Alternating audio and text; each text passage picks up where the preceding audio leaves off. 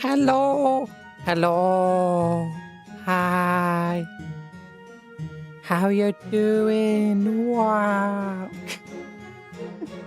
I'm sorry. I'm just being weird. Hello, everybody. I know I've not got into the starting screen. I'm just talking to you from the starting screen. Hi, Flash. How you doing? You're here soon. You're here earlier today. Okay. Yu-Gi-Oh streams. I'm just like advertising. There we go. We're on our 4th Yu-Gi-Oh stream already. You can tell I'm addicted. Oh my gosh, I'm doing so much better today. Not amazing still. My tummy's still a bit weird.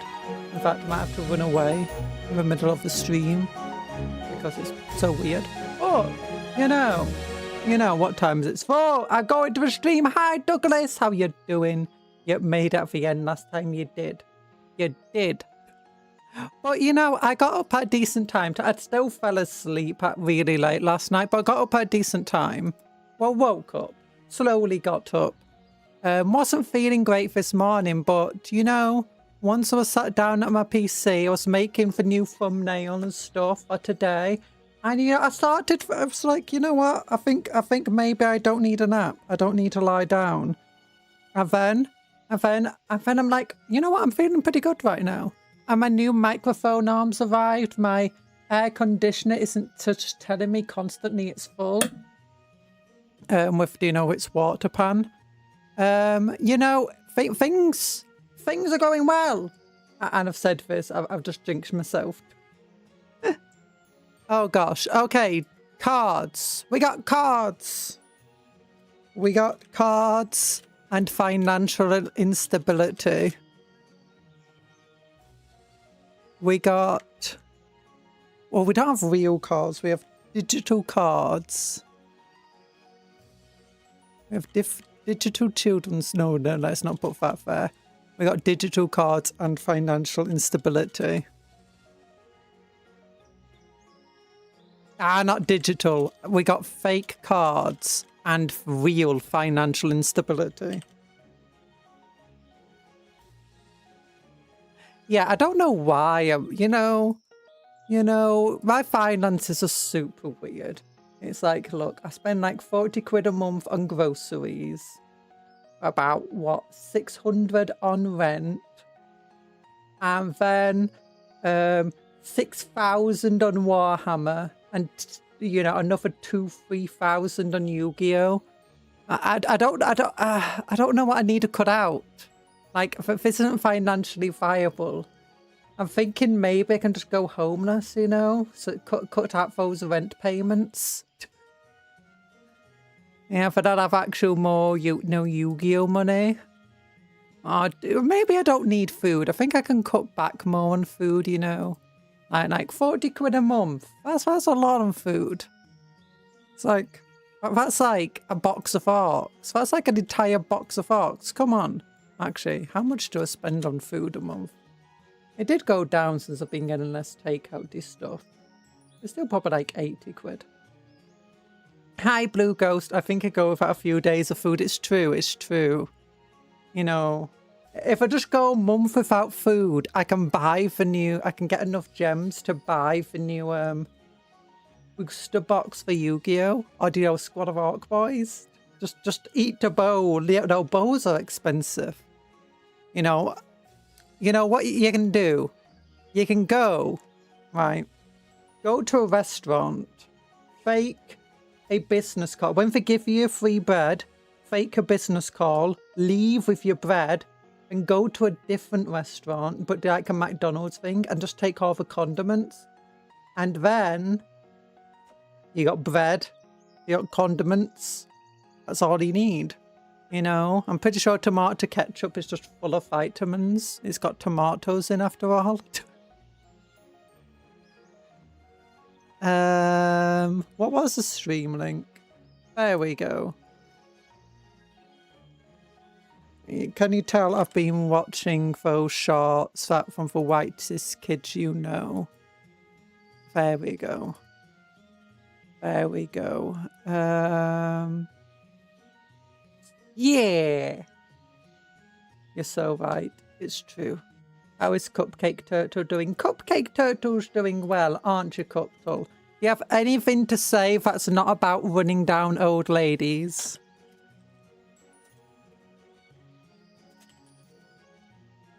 Cuptle.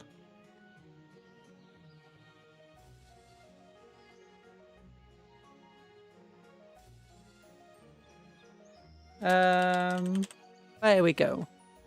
What are you good doing? I didn't Cuptle? run down any old ladies today. That's good. I just test-fired my missile.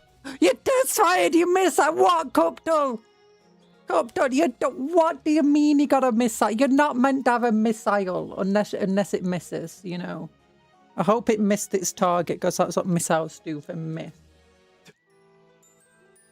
Or is it Miss Isle? Like, you know, it's just a female Isle.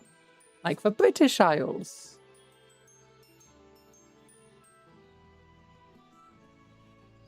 There you go.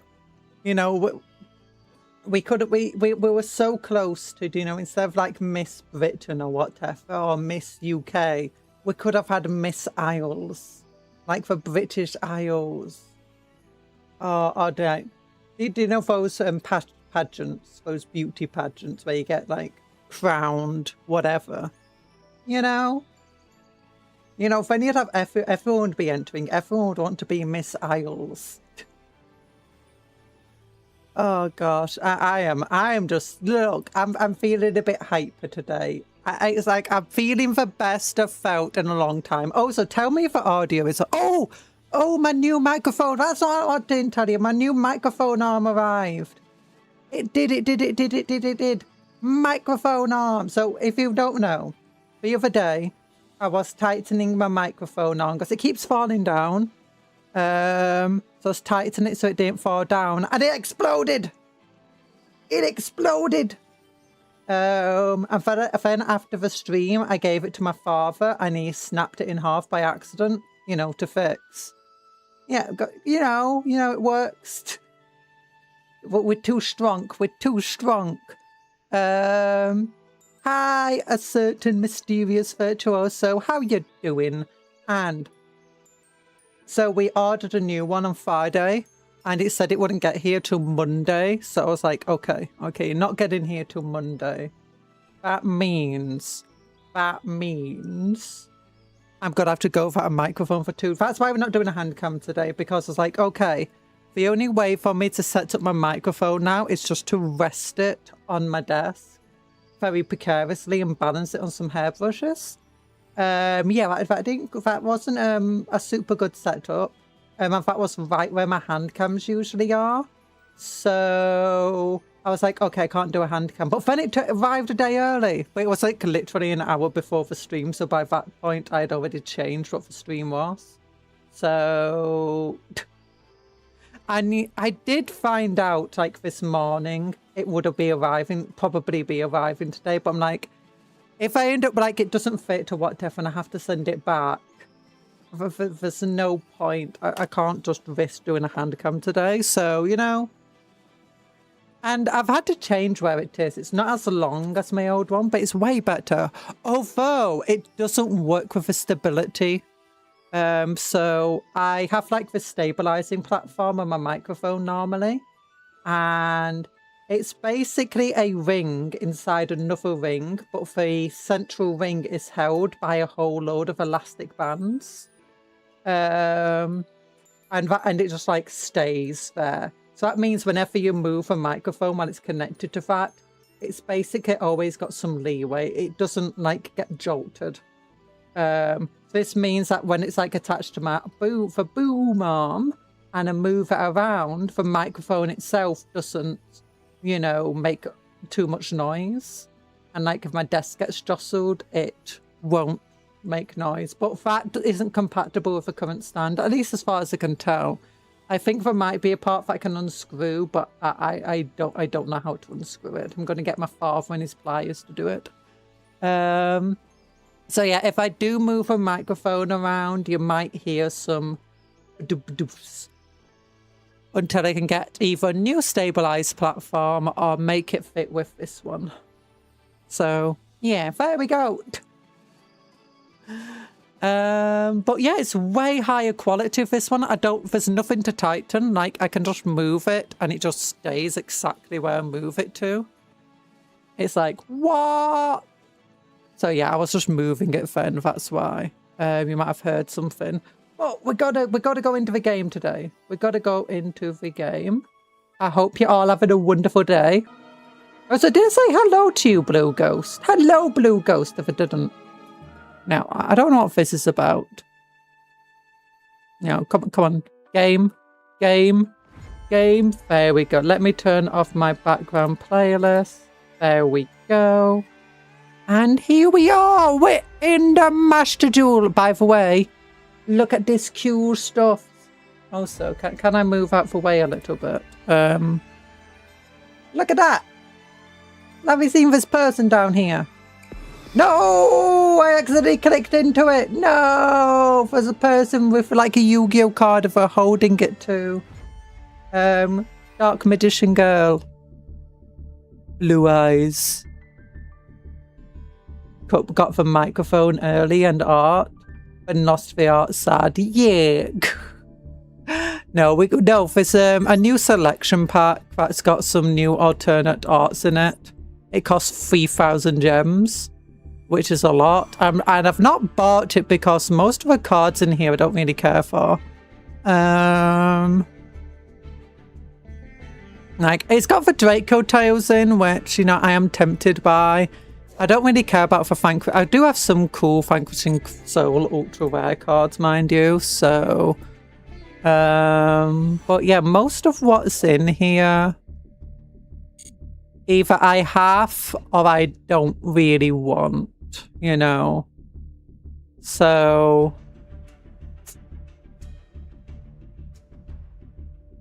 well, the cool art, this art is cool, but each day you log in, you can, if you're logging in now, you might be able to get hands on the Blue Eyes Ultimate Dragon alternate art for free. Same for polymerization. The other alternate arts you can't get, but you do earn. So I found it over here. So I figured it out. You go over here. If you buy it, you can go down here, item exchange. You get these alternate art exchange tickets. Which I think it happens like if you get this, but you already have it. I think there's something about if you dismantle it. I don't know. I've not bought this pack myself because I've been trying to build. I've been trying to buy other stuff. Like, if you look at my decks over here, I've been trying to get my Rockin' Odies deck to work. So I've been buying some Witch of a White Forest things. Got Snake Eyes, Vengeance Dragon. Oh, have you seen the new animation, the Konami animation? Oh, it's a Highfinch turning into a banana. Ah! If you did about my profile picture up here, you can get it by... I don't know how I got a rainbow, but I got a rainbow. You can get this icon by watching the new thing. Apparently there's a code hidden in it, but someone just told me the code anyway, so, you know. But if you go over here, code entry page, I think it's YCCSIS if you want to redeem this image for yourself. For a little profile picture. Yeah. But yeah, so I bought some of the White Forest things because I like them. I like the White Forest cards. They work extremely well with my Rockin' Odies deck here. Like, what do you mean? It's a rock deck? Yeah, it's a rock deck. Rock tuner. Rock fusion monster. Why am I using spellcasters and illusions in it? Well, it turns out that these are incredibly good, incredibly easy to bring out synchro monsters. And they would just work perfectly with my deck because it's like, this guy's level 2 and she can summon a level 4, which gives us level 6, which goes into Fish Tuner, which I already had. I already had these ones. So it's like, I just buy more of what I already have. Oh, I did get my hands finally on Baron de Fleur. I always wanted this one in real life, but never got it. because I love the Fleur cards. If you don't know, that's not the only Fleur card out here. It's the only one most people use. But what's an entire archetype in the anime, but we didn't really get as much of it in real life. But I had this card, loved it. Once per turn, during your turn, when your opponent activates a spell or trap card, quick effect, you can negate that activation if you do destroy that card. Unfortunately, it requires Fleur Synchron. I did have I can't remember what the card was, but I'm pretty sure there's a card that lets you synchro with it without having the, you know, it could take the name. Oh yeah, it could, I think it was another synchro card, but it could take the name of any synchron that, so you could just put it into Chevalier de Fleur. I think itself was a synchro monster, but you got Fleur Synchron here. This card names becomes Fleur Synchron. Necro Synchron and Fleur Synchron here. I think I actually put it into my plant deck despite it not being a plant.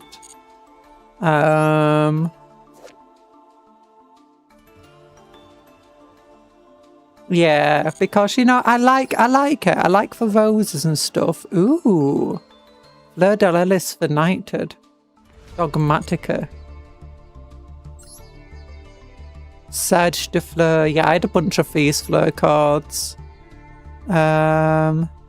Sorcerer de Fleur, which one is it? This one? Yeah, don't stop eating me. Here's a funny part.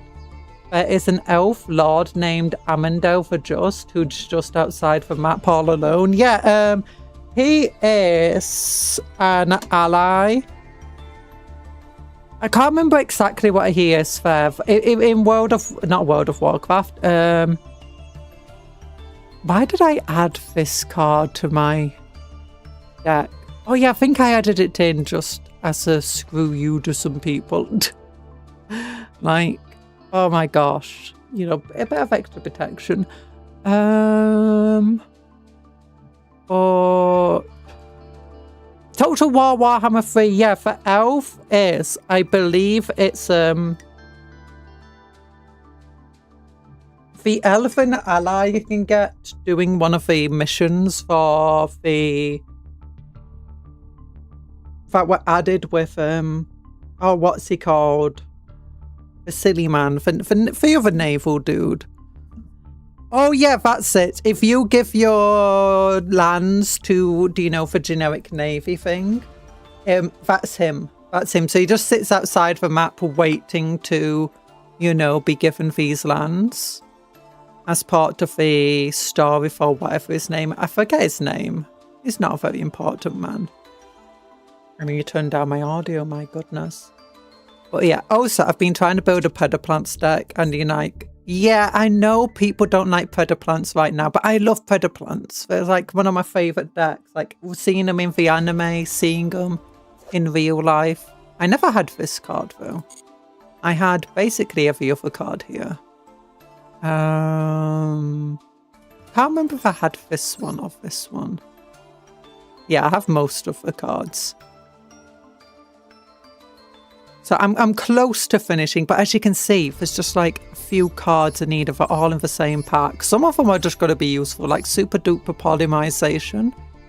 It can be used by lots of decks. This can be used in my future plant Rose Dragon deck I want to make, because I love plant decks. And this can be used in lots of decks as well. So I'm slowly, this is where I've been spending all of my gems working on that stuff. And if you're wondering, like, how come I have such little rare dust? This is why. And also, so I made a starting deck. You know, so if you play with me and you're new to Yu-Gi-Oh, I can use this deck. It's a start. It's just my modification of a starter deck. Not meant to be too powerful. It's got one of my favourite cards, which I think was a TCG exclusive originally. I don't know if it still is, but Dragon Core Hexa. She's actually got an entire story. If I go over here, Dragon Curse. Actually, I'm going to rename this to Dragon Hex, because I don't want it being confused with Curse of Dragon, of all things. Dragon Hex. So she has a story in which, this is basically her story. She is a dragon horn hunter. The horns were needed to prepare medicine for her village, suffering from a plague. Unknown to her, the dragons burned and trampled her village, once displaced from their den. Yeah, so her village was suffering from a plague, so she went out to kill some dragons to get a dragon horn to cure her village. But in doing so, she scared off the dragons out of their den, and they trampled her village by the time she got back. Unfortunately, between the plagues and whatever, you can see she's already a bit cursed over here. Like, spikes are growing out of her face. She became the Dragon Core Hexer. Many years of dragon slaying have bathed this hunter in countless amounts of blood. Each drop gave her more power, but at a terrible price. As her cursed body now spreads, the dragon take like an epidemic. No village will take her in, and she no longer even remembers what inspired her crusade in the first place. And there's another card that's currently not in the game. So basically, after, you know, killing the dragons, she's just gone on killing more dragons or revenge of her village. Becoming more and more, look at that giant sword she's got, becoming more and more powerful, but more and more draconic, until eventually she turns into a dragon. Unfortunately, that's not in this game yet. What the heck is this? It's Kozagi! Oh yeah, doesn't he have like one of the worst trap cards of all time that's still banned? Actually, I think there's 2 cards connected to him. Did I edit this at all? I don't think I did, but whatever, save and return.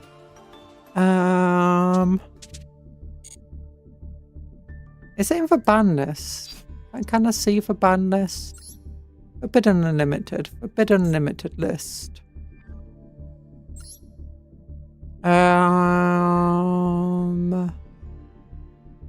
Like for a couple of cards, I think they're both related to him. You got the Magical Scientist. I don't think that's related to him. I can't remember what they were. I don't know if they're still banned, actually. I know they were banned forever because they're broken, but I think one of them at least got erected. It's still kind of broken. Never mind, it's not here. No, not Levelita. Oh, Levelita was so broken. Grinder Golem, no! Wait, this guy? Oh yeah, that makes a lot of sense. Neither player can special summon monsters. How's the beautiful conjurer doing? Dandelion, yeah. I'm doing okay. How are you doing, Native Engine? I'm doing a lot better today. Yeah, I can't remember which card it is. Oh no, I think it's Cyberstain. I think that's related to him in lore. Kozaki.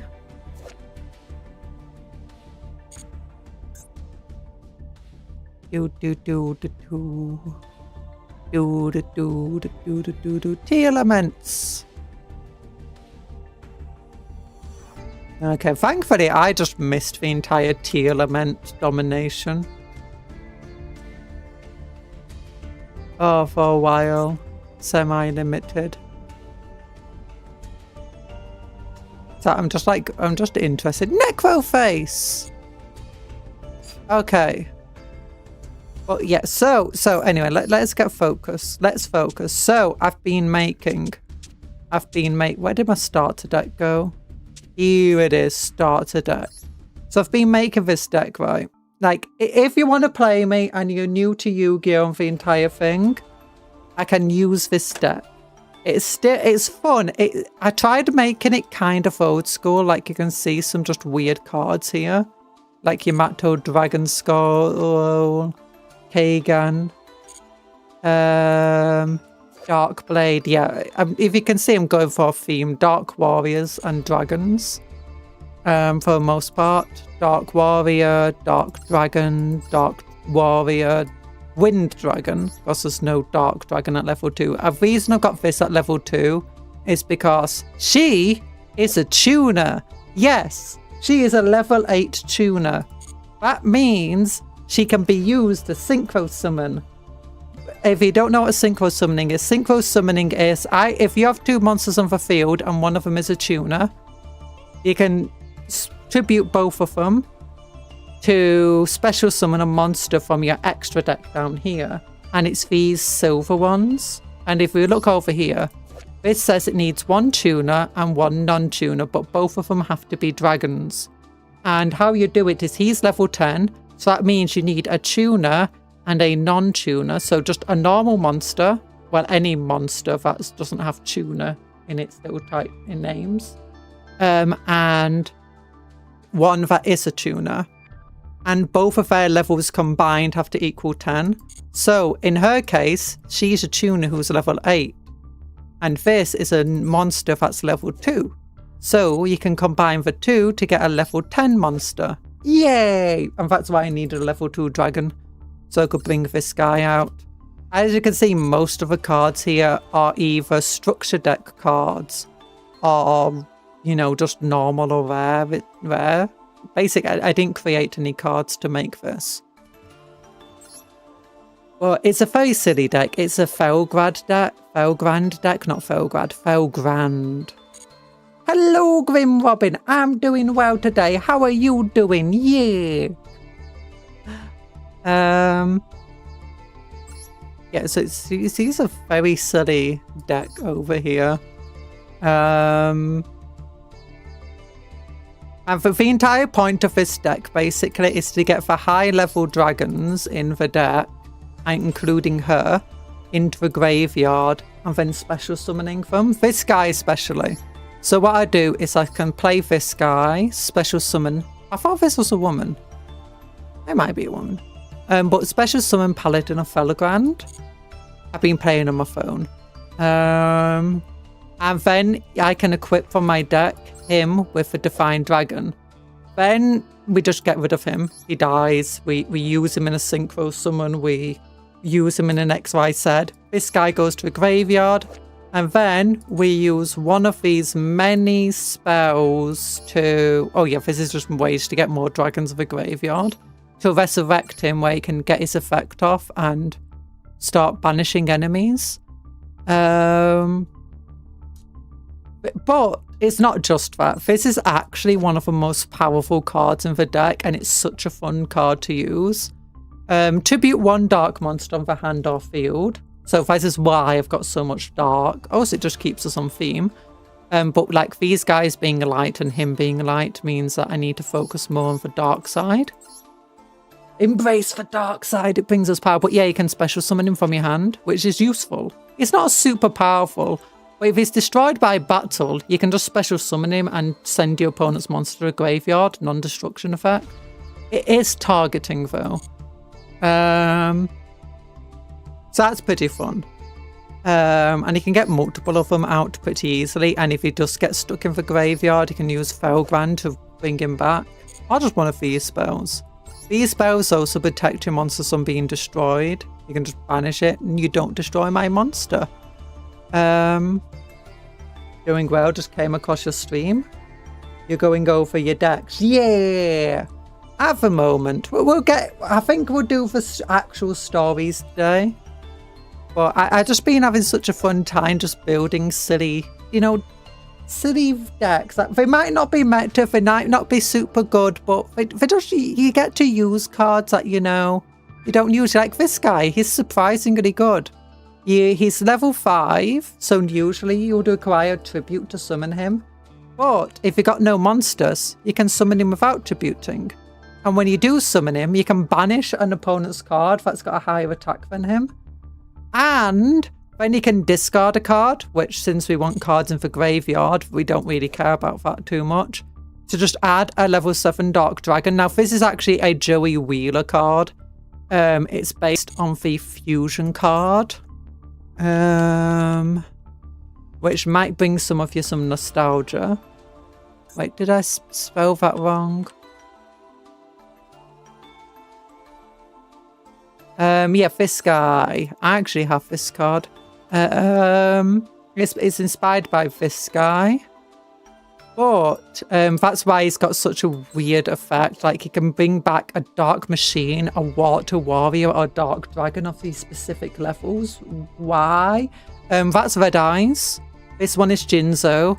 And this one is a legendary fisherman, which are all three of these are cards that Joey Wheeler won while he was dueling. So he won them from other people. But they just left it, you know, very open to make it more useful. It's still not a very good card, but it's especially in the modern meta, but it's actually surprisingly good. Not a lot of people have protection from just banish a monster. I don't even know if it counts as targeting technically. And then when you add this guy to your hand, you can just special summon him. I've actually won a couple of duels just by doing this. Like, oh, you've set up your field nice and well. Well, I'll just banish your monster. It's like, banish it. Yeah, I'll just banish it. And now bring this guy out. And then I'll just attack for 4,000 points over damage. Which is surprisingly effective. What's your favorite? Blue eye? No, my favorite archetype. It's hard. I love the Gem Knights. They were like, when I discovered Gem Knights, I just had to have them. I adore Blue Eyes, obviously.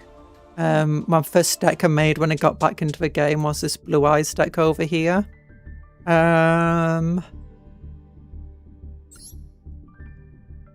But I love plants and I love insects. Like, I love the moth cut things. And I really love the plants, like the plant princesses, Black Rose Dragon. I got this giant statue of Black Rose Dragon. So yeah, probably the Rose Dragon. Maybe I don't really care about the Rose Dragon archetype as much as I care about plants with the dragon. Yeah, I also just have, like, I like making decks that don't necessarily try relying on a single archetype too much. Not always, but I like doing that. Like, I like making reptile decks. And one of my favorite decks that was surprisingly good for a little while, because there's a bunch of cards that got banned for a while. Do you know just level 2 beasts? Gem Knights are fun with all their fusions. They are. Plants are so versatile. I love I think I had a bit of an Aero Mage deck. I can't remember if I ever managed to make a full one. But they're really good. Like, they've got a lot of do you know, just very generic plant things. Actually, I don't think they are over here. It's one of the reasons why I love Predator Plants and the Starving Venom Fusion Dragons, because, you know, just plants. It's a plant deck. How many Aero Mage cards do I actually have? Oh no, I do have a bunch of Aero Mage. Yeah, I think I did have a full deck of them. I wasn't a big fan of the deck by itself, mind you. Wait, where's your Link monster? Here we go. Oh yeah, it's not got Aero Mage in it. Yeah, like the links over here are pretty nice. Like, it's just generic plant support. Is this generic plant support? No, it's not quite generic plant support. But yeah, they did have a few cards that were just good to put into just your plant decks. Oh, that's very pretty. It is very weird though, because there's like this, oh, Lone Fire Blossom, yes. For certain, it's just like when you play the game physically and then you come to it here, it's so weird. Like, certain cards you'd expect to be really hard to come across, because in real life they were, are just so easy, while others are like, that were easy to come across. Like, everyone had just 1,000 of them, you know, for instead ultra rare, because I mean, obviously a lot of the rarity is based on how good something is. It's not always the case. So I'm just moving my microphone stand. Summon a bunch of level 2s and use that one spell. I don't think I used a spell card. I can't remember which spell card it is. I think the main point of it, oh no, actually yeah, I did use that when it came out. No, used the level 2 XYZs for rank 2, sorry. And oh, it was really good when Lynx came along because it was just so good at just going into various links. Because she could just... Which were the ones I used the most? I think I did have him. I had Shining Elf. Definitely had that one. Definitely had that one. What was this one? A good one? I can't remember it being decent. You can detach one XYZ material from this card. This card gains 1,000 attack or defense. During either player's battle step, when an attack involving this monster occurs, you can discard one card. Rest of this turn, monsters you control cannot be destroyed by battle. Also, you take... Yeah, this was a good one. You know, just making sure your field couldn't get exploded if you got stopped halfway through what you were doing.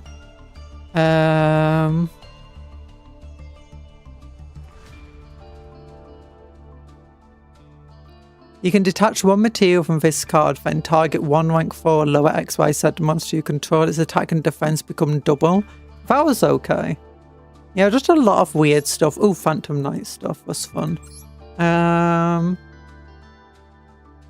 Yeah, I think was also cool. Oh yeah, this card especially.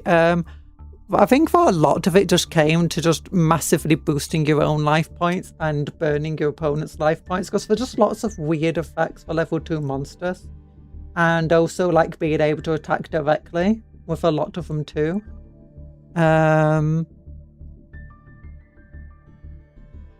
Right now I'm testing out Goatee. I love their card art. Oh, let me look up Goatee. Oh yeah, this is the deck, which I actually was enjoying that deck so much. I decided to try and see if I could make it more competitive and more themed. The entire idea of building the starter deck was I wanted to make a deck that would feel like something like you might have in the anime. Like, sure, you don't have all the cool boss monsters like Dark Magician and Blue Eyes and Red Eyes Archfiend Dragon and stuff. But, you know, you bring out some cool stuff. Although this does feel like a bit of a boss monster that maybe shouldn't be. But there's not many level 12 synchros that you can bring out without first synchroing. A level 8 tuner is extremely restrictive. So, yeah. But then I was like, I wanted to continue that theme, but actually try making it better. So I went with, obviously, Primites. This card was surprisingly good. Got some person doing earthbending up here. And then this card as well, I just found, which is pretty nice. How to obtain? Is it like in one of the structure decks? Nope, it's just in the packs.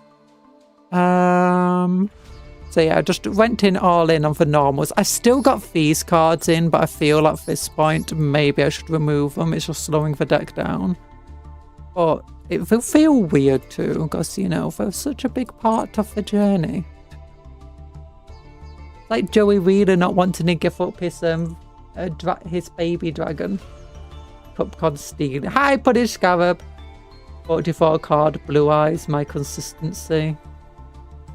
44 card Blue Eyes. What's wrong with my Blue Eyes? Sorry. Oh wait, I think there was actually an equip card, or was it an equip card, a continuous spell card, which you target one monster, and I think it's like a beast monster, and it gains attack equal to the attack of all monsters on your side of the field, but like level 2 beasts, of level 3 and lower beasts, I think it is. And that was a good card for that other deck. Yeah, 44 cards.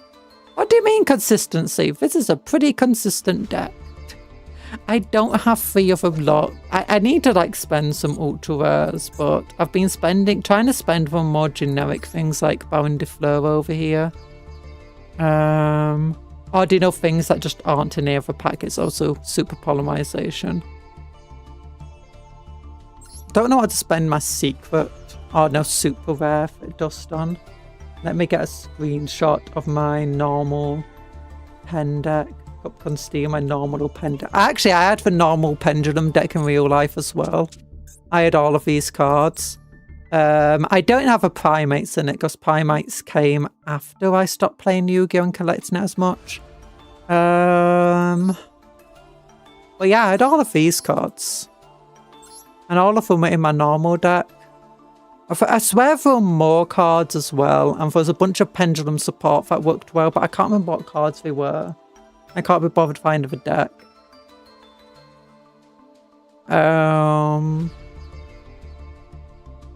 yeah, if you're wondering why there's just Tune Warrior here, 1, he's got 1600 attack, 2 is a level 3 tuner.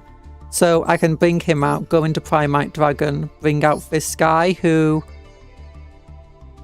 This guy has been acting a bit like... Do you know Flare Wingman or Jaden in the anime? Yeah, this has been my Flare Wingman of just summon it, bring it out, it just gets... It just causes havoc for my opponent.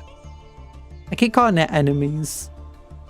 So it's, yeah, 49 cards in this normal deck. Cupcon stealing my idea. What do you mean your ID? You've got 40 cards in your deck. What's this? Is that really low resolution or is it just not low? There we go, it wasn't loading properly. Yeah, oh yeah, that's it. I've not got the secret rare cards.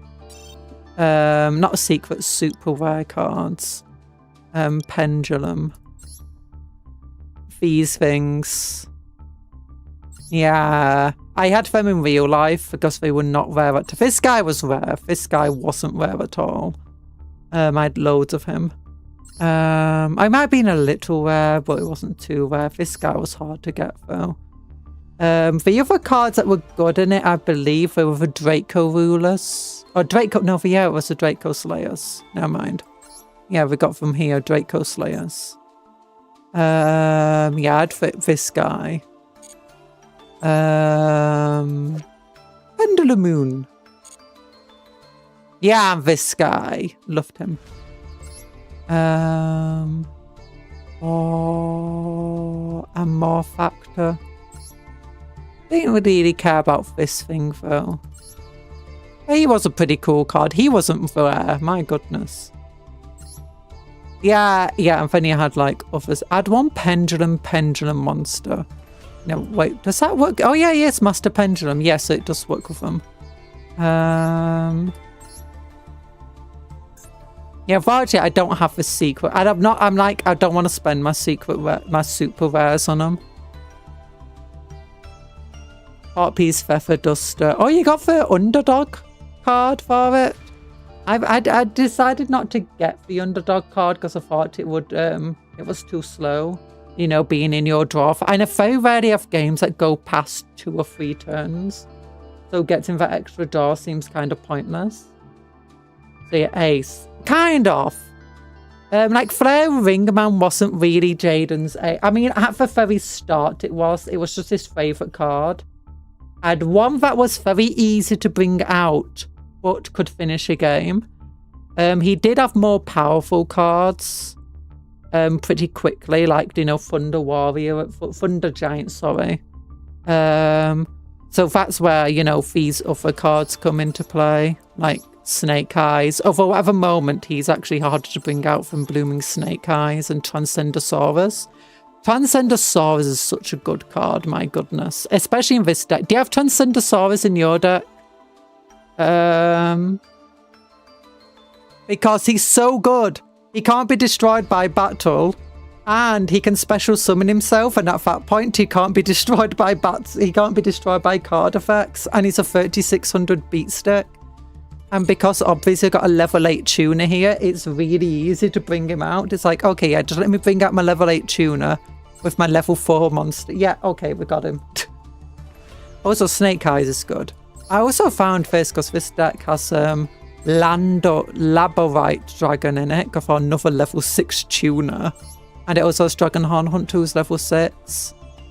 The normal pen deck is not good by any means, but it's incredibly fun. Half a deck is normal, so potential is fair for an amazing pop-off. Now I use Single Warrior. HES, Signal Warrior. Oh, let me look up Signal Warrior. Oh wait, I'm just like, I limited myself there now. Once per turn during your standby phase, place 1 signal counter on each face-up card in the field zone. Also place 1 on this card. This card with a single signal counter can't be destroyed by a battle or your opponent's card. Oh, that's pretty good. Once per turn, you can move 4, 7, or 10 signal counters from anywhere on the field. Apply this effect depending on the number removed. 4, inflict 800 damage. 7, draw 1 card. 10, destroy 1 card on the field. Oh, that's pretty cool. Although getting to 10 would be pretty difficult. Unless both you and your opponent have a field card and then, you know, you stay alive.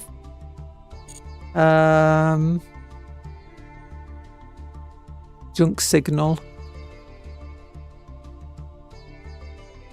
There is a slight delay card that I was using, but it's not good. Oh yeah, this card is also another card that I stole from a rocks. I can't really use this main effect because I don't have any rocks in the deck. I did experiment putting rocks in the deck. In fact, I probably could do because there's no real reason I'd need warriors anymore. Because I used, what's it called, for Evil Swarm dude. Normal rock. Curious. I put this guy in the deck because he's a dark type and he's a rock type and he's a normal type. So I could use that effect, which is pretty good because it's a non-destruction. Remove up to 5 cards your opponent has. But the main reason I've got him here is because as well as water monsters in your graveyard, quick effect, you can negate the activation of a spell or trap card. It's only once per turn, but still, it's a negate. It's a 3000 beat stick that's got a negate built into it. And you've got water monsters here. You've got a water tuner over here. Getting a water into the deck, really easy. And for... Actually, can I do a... Yeah, I can do level 8. Level 6 plus level 2 or level 6 plus level 2. Oh, I use Dragite. Oh, Goatee. Dragite. Wait, what's Dragite again?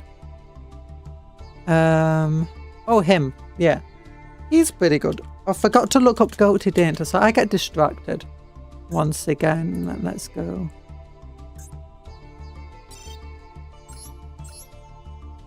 There we go. Oh, they're pretty. Yeah, I've seen them. I don't think I ever had these in real life. Oh, I like that. Oh, actually, I do think I had some of them. I think I at least had one of the synchros. Yeah, I think I had this guy because I definitely recognize him. I think I might have had 1 or 2 of them. Maybe this one and this one. And a couple of the spell cards. Trap cards, sorry. Oh, they're very pretty cards. Fish. What a fish. You have any water rocks? Yeah, I guess you just use them and get them voice negate. This card's also very good in the deck, Lightstorm Dragon. Which obviously used him in my red eyes, blue eyes originally. Just destroy spell and trap cards equal to a number of normal monsters in your graveyard +1. And then if he's destroyed by battle or card effect, you can target a spell or trap in your graveyard and set it. So yeah, that's a very effective little guy to have on the team. Added this in just so I can do some fusions. And because I was using Dark Dragons, I was like, you know what? I've got all these Venom Dragons. I might as well use them. And I got the Primites now. So again, might as well use them. Did I put a Super... Yeah, I put a copy of Super Poly in here just for that sneaky steal your opponent's cards. And a fusion substitute for an extra draw. This has been a fun deck though. It's meant to be... It's less about being a normal Pendulum deck and more about being a Dragon Core Hexa deck. I definitely feel there's a way to improve it and I'm not sure what chaff I should be cutting out of here. Or if it's worth cutting it out. Like with my Blue Eyes deck. I know I'm over for card, for the usual 40. But I'm not sure if there's any card I'm that willing to remove. The most one I'm willing to remove is Neo Kaiser Seahorse, but every so often is good. And a lot of the cards, they just add consistency. Like this card, you draw it. It's amazing. It's a level 8 effect monster. Dragon, Earth, not light, unfortunately, despite the art making you think it's light. But yeah, send a level 7 or higher normal monster from your hand or deck to a graveyard. Get a Blue Eyes just immediately into a graveyard. Special summon this guy in defense position. Self-defense position. Yeah, learn some self-defense. And you can use him for like Successor Soul and stuff. Or you can synchro with him into Lightstorm Dragon. And you can... Oh, what else can you do with him? He's an effect monster, so with one of these cards he works well with. But you can tribute him for Hieratic Seal. Oh yeah, the other thing is once he's in the graveyard, you can... next turn, you can just banish him to, summon one of your normal monsters. It works great in my Blue Eyes, in my Ritual deck, which is Blue Eyes and Dark Magician together. One of these, it just requires an effect monster. Specifically. I can't remember what it was. But you can use him for Secretarian Dragon fusions and all sorts of things. You can use him for... Not that one. Not that one. I might have gotten rid of the effect monster specifically. Oh, you're winning. We're winning. We're doing well. We're looking at decks like, yeah, I'm not sure what to get rid of in here. I am thinking about getting rid of her because I got rid of Eternal Soul because I was sucking at trying to protect Eternal Soul. And it kept getting destroyed and wiping out my entire army. Not army, my entire field. So I just got rid of it. It was like, it's not proving that useful, to be honest. So now she's not useless, but she can't just send herself to a graveyard, which makes her less useful. Okay, need to turn my air conditioner. Secretary Dragon. Yeah, Secretary Dragon. But yeah, so this is what I've been working on. This is what the stuff we've been... I've been opening as many packs as I can. And I'm still so far away. I'm so far. But so close. For my Predaplant deck. Okay. But let's do... Let's go solo. And I've not done a single one of these stories. Which story do you want? Oh, digital books have a story. I love digital books. Oh my gosh, they've got their own story. Gems! Gem Knights have a story. Gears of Justice, what the heck? Gears have a story as well. Is that for Element Sabers? Steam Dinosaurs, Enforcers of Justice. Oh, these guys. I had one of those decks. Fire Lords, is it? Ghost Ricks. Oh my gosh, there's so many of them. Oh, I love... oh yeah, Zombie is one of my favourite archetypes too. Well, Zombies is one of my favourite types. So, if this wasn't quite my favourite... Shiniyori or whatever it was called. I can't remember what it's called.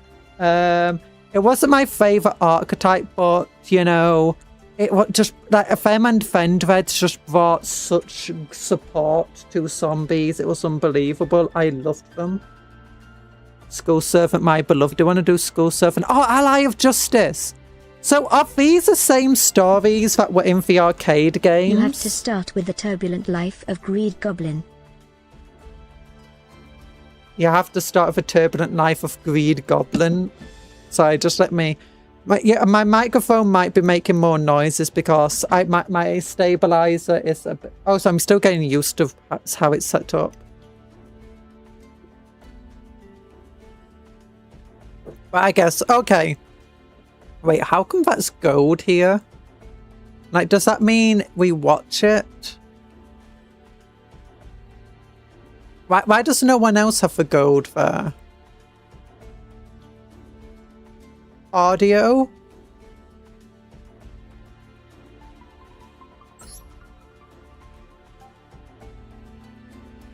This gate has chapters of animated scenes. Oh.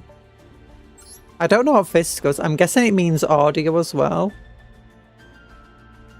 Why don't digital books get a little anime? Yeah, why don't digital books have an anime? We should have an entire anime series. I'd actually love digital books so much. I do like insect types, personally. Although it has to be a bit hard, like in insect types, because I've been testing out my starting deck against the challenges. And the perfect ultimate challenge is... he's got so many maxis. And there's so many evil cards. Why? Okay, what we'll do for Rise and Fall. Witness a wealthy goblin's descent into abject poverty. Yeah! Let's go. Sky Strikers of a poster child, are they? Sky Striker gave movies? These are canonical stories Konami put in the archetypes and things like promos and Terminal World. Yeah, Terminal World, that's what I meant before. Oh, so for fact, like, I never got to experience the Terminal World stuff. Oh, this will be great. So, scenario. Play. Am I going to have to read stuff? I was elected to lead, not to read. Finally, a good story. During the peak of the economic bubble, the world was full of hope and opportunity. Everyone dreamed of a bright future that awaited them. There was one individual who successfully took advantage of the era's limitless potential. Upstart Goblin. Oh! It was like little music.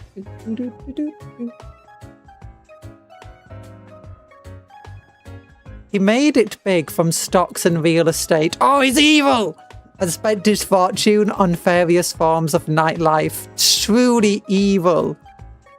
He often toyed with people, dropping money simply to have them pick it up off the ground for him. Indeed, he often looked for ways to flaunt his extraordinary wealth. Oh.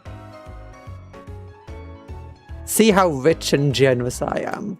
Allow me to bless you. You need some money? Here.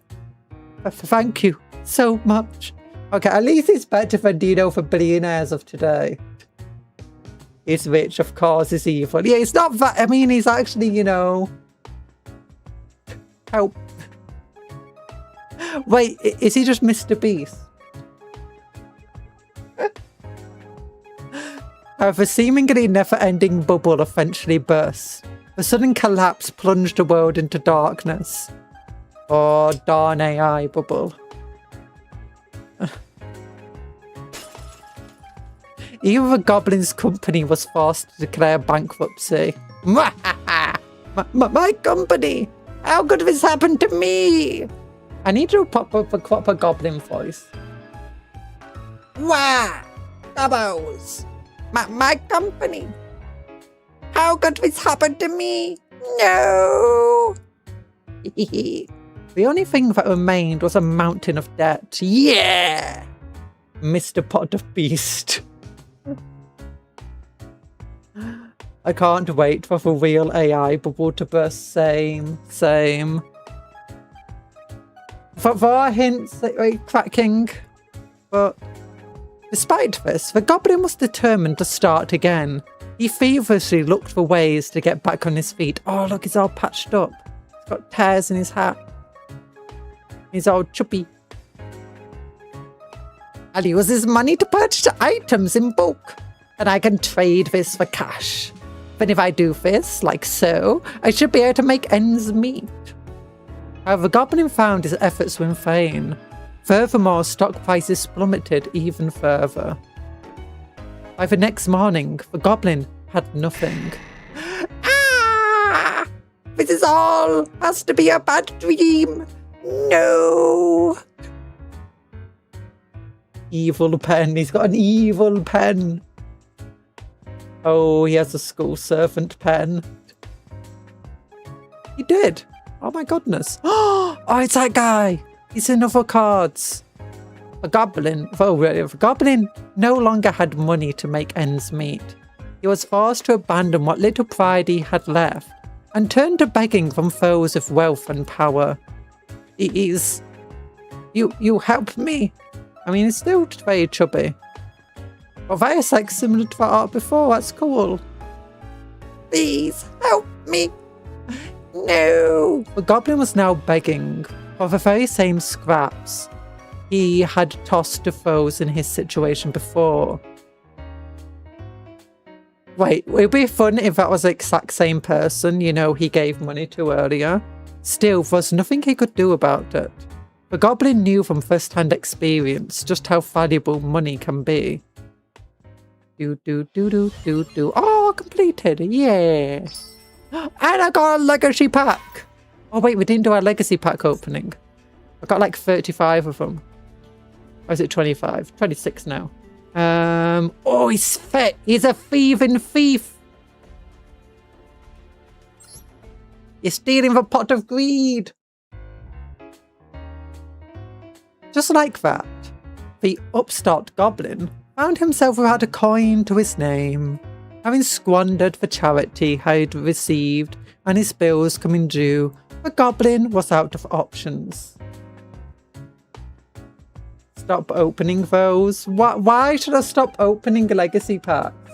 I've actually got good cards in the legacy packs. I was wandering the streets at a loss for what to do when he noticed a pot of greed displayed inside a shop. At least do 100 at a time. 100!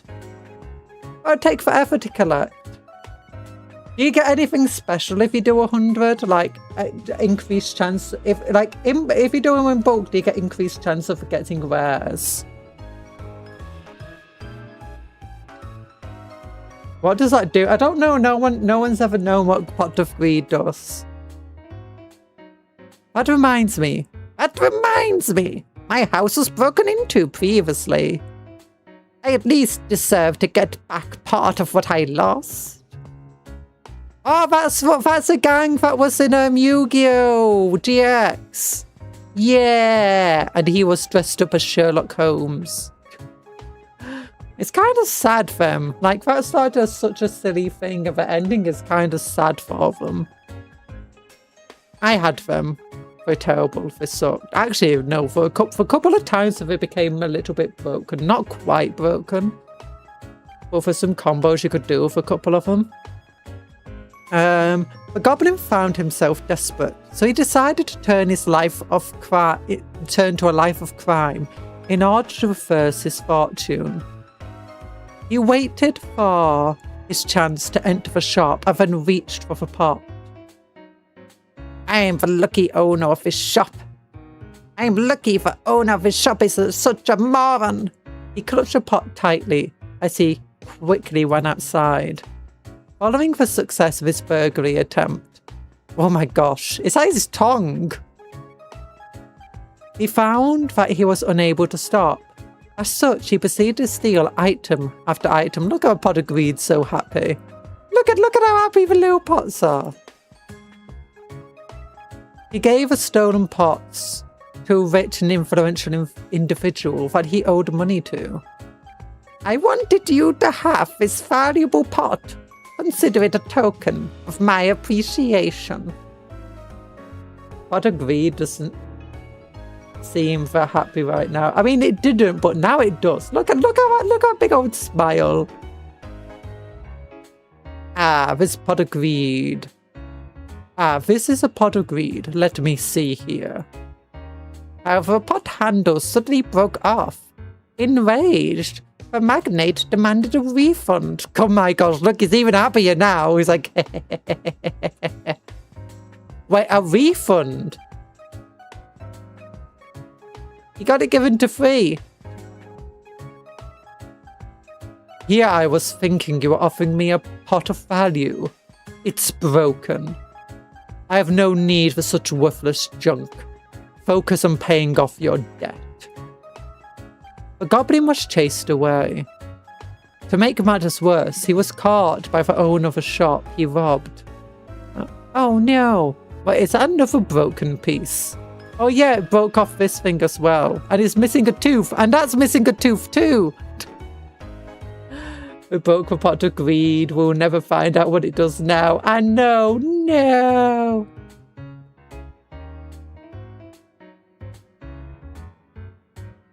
Yes, children, I am him. You are him. Well, will this make us even? As soon as the shop owner saw the junk the goblin was trying to hand over, he immediately flew into a rage. Oh my gosh, he smashed the pot! No! What does pot of affluence do? What's that for pot of affluence? This isn't even close to replacing what you took. He threw the pot at the goblin, causing it to shatter into many pieces. With nowhere to go and no money left to his name, the goblin was forced to wander the streets with a shambled appearance. I'm starving! And right before his eyes, he noticed a dazzling shop window. Inside, a young boy was eating the most delicious-looking hamburger steak the goblin had ever seen. Hungry hamburger! Never thought about it before because it was so normalized. It's funny how pots and jars are what Konami decided to be what makes you draw cards. Yeah, it's a bit amusing. I guess it makes sense. You know, ancient Egypt aesthetic. Seeing this boy reminded the goblin of his own youth. I'm going to turn over a new leaf. It's going to become a plant. The goblin regained the innocence of his youth and set out with a newfound determination to do good. I was expecting him to steal the food from the kid, to be honest. Oh, now in a duel. More legacy packs. Oh, I can use my deck for it. Oh, and you get the little icon. What's this? Field parts, emergency provisions. Oh, isn't that like 1500 life points or something? Jaden used to like doing that. Okay, 5 things. Jackpot 7 must be sent to the graveyard by your opponent's effect.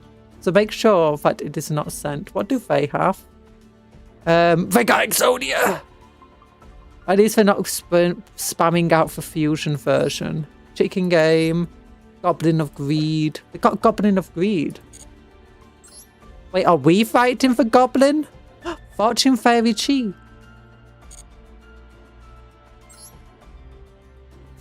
Okay, that's a cool card. That looks so cool. If you have no cards in your extra deck except a Shumfight, you can destroy this card, then draw 1 card. Cannot be normal summoned or set, must be special summoned from your face-up extra deck. By having no cards in your extra deck except him, you can only special summon average once per turn this way. If this face-up card in your monster zone leaves the field, banish it.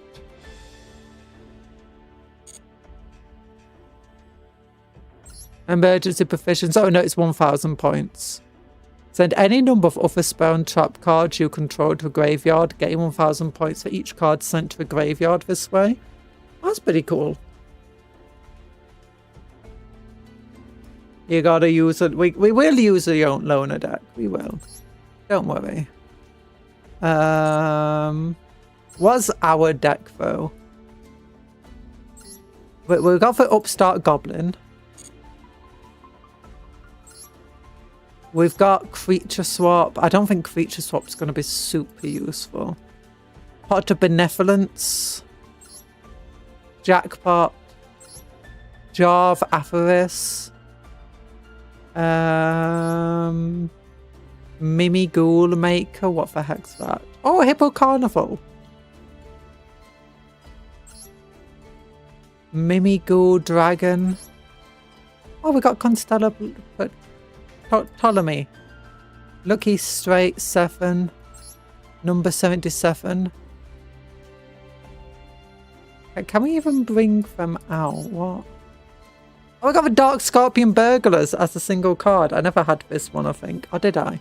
When this card inflicts parts of damage to your opponent sends one spell card from their deck to a graveyard. I feel like that might help them. When this card is activated, shuffle this card from the field into the deck. When this card in your possession is sent to your graveyard by an opponent's card effect, banish this card. If 3 of your jackpot 7s are currently banished and were all banished by this effect, you win for Duel. Oh. By an opponent's card effect. Well, that would be hard to pull off. Except with creature swap, I guess.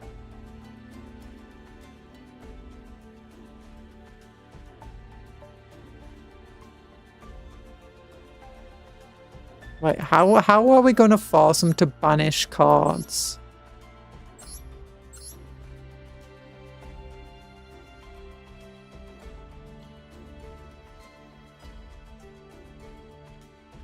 This is why this is a fun game. Oh, we give them the...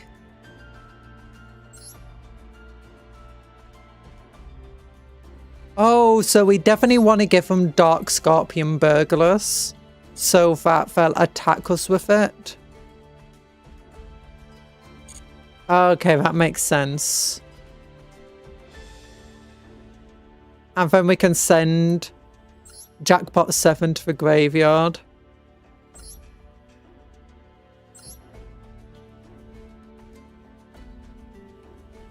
Read the text on the right. Read the text on the right. A deck that shoots to... Oh, I never noticed that. Thanks. Text the effect of Mimighouls. A deck that... Attack Dark Scorpion Burglar after a switch due to the effect of creature swap. I use the flip effect of Morphing Jaw 2 that was sent to your opponent's field due to the effect of Mimighoul or creature swap. Yeah. So what does Mimighoul do? Give control of this card to your opponent. During your main phase, you can special summon this card from your hand to face down. If this card is normal summoned or special summoned, you can add 1 Mimighoul spell or trap to your hand. So we summon it to the opponent.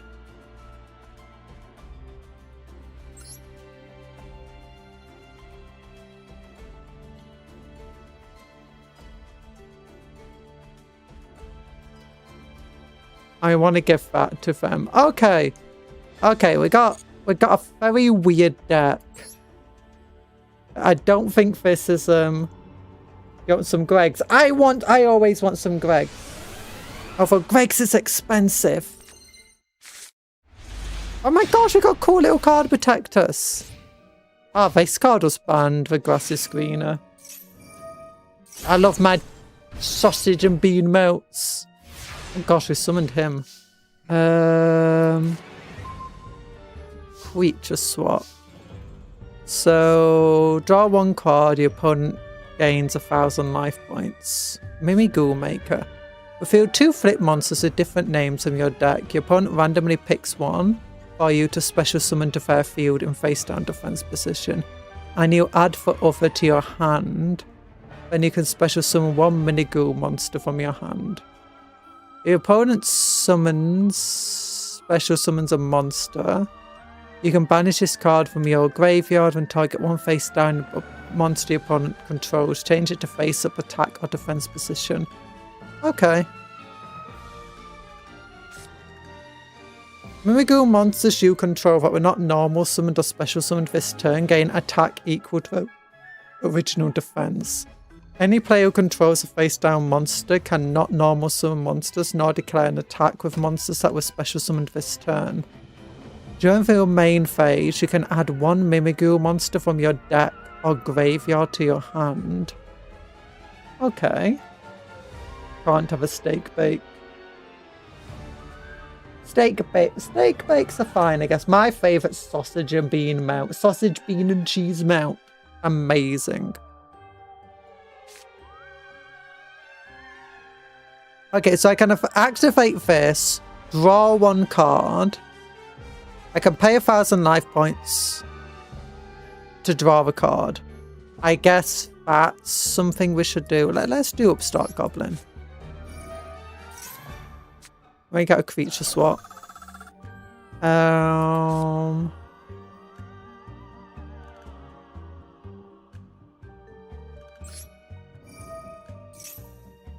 then activate. Draw one card. Morphing Jar. Do they...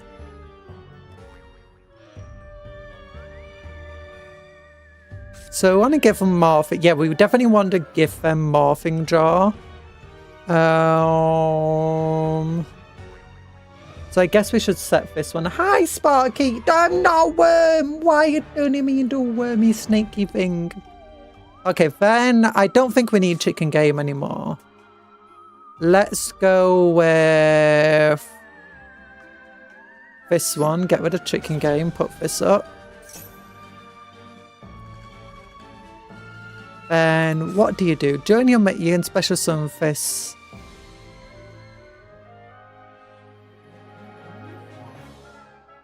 So that will destroy their monsters.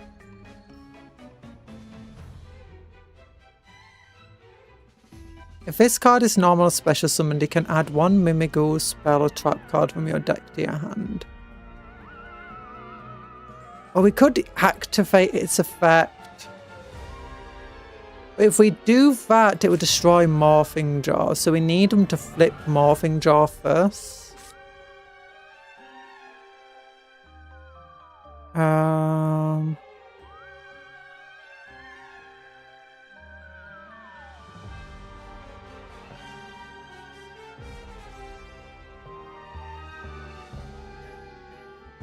Yeah, we definitely want to give them Morphing Jar. And then we'll use Mimighoul Maker. Yeah. So we set this. And this is...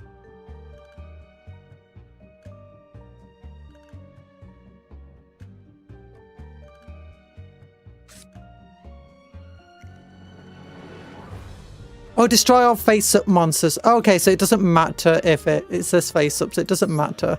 Because all we need is for this to flip. Then we can activate the effect.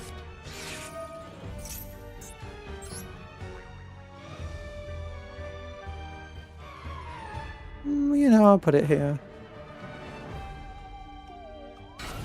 So we know that's over there now. We don't need to use creature swap again. I can add one Mimighoul monster from my deck or graveyard to your hand. Well, we'll activate effect. Special summon this here. Oh, I can just attack it to have it flip over, can't I? Flip effects do activate when you attack them, right? I'm not being crazy.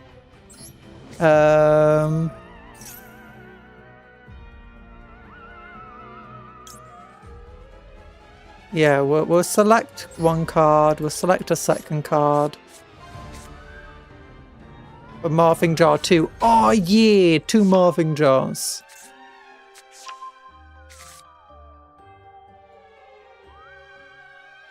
You want to special summon him to the field? One Mimighoul trap. Spell or trap card from your deck to your hand.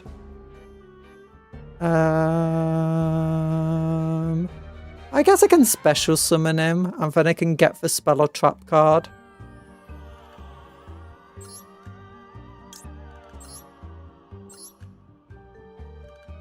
And then we can also attack their deck.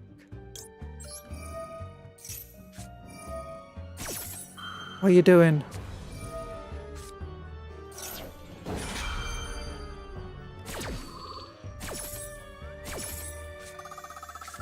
What does sales pitch do?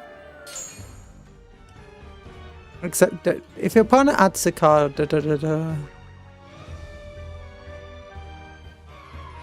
Okay, that's fine. Okay, what's this card? Mimigoo Dungeon. Mimigoo Monster Shoe Control. Oh, that's a field spell. I guess we can add this to our hand for next turn.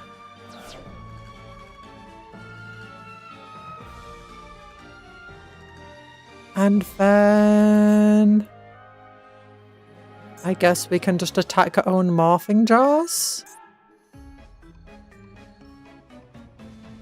Yeah, we'll attack our own morphing jaws.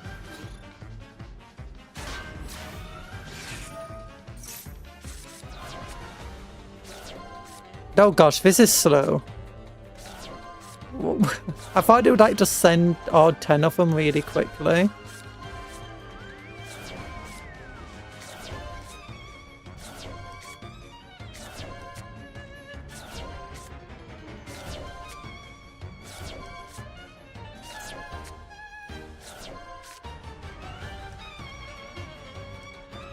Oh, wait a minute. I never read its effect fully. Oops.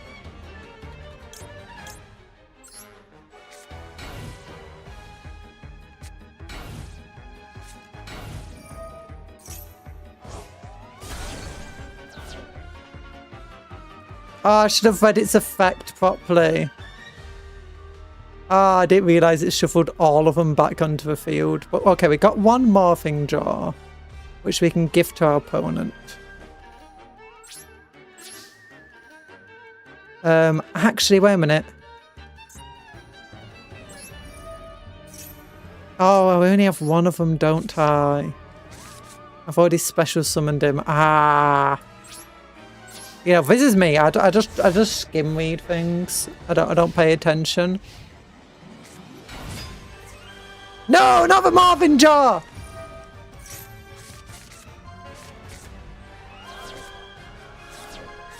No! Oh, now the jackpot won't activate. Okay, I think I have to restart. Because I don't know if we actually have a way to recycle it back into the...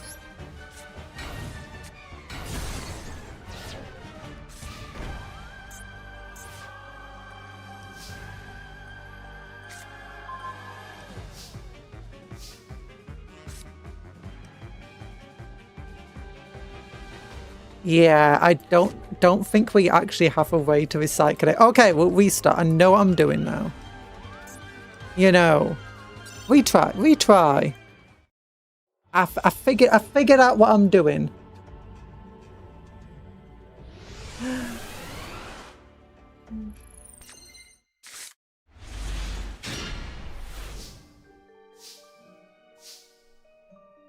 Oh, this time we don't have the Jaw of Avarice.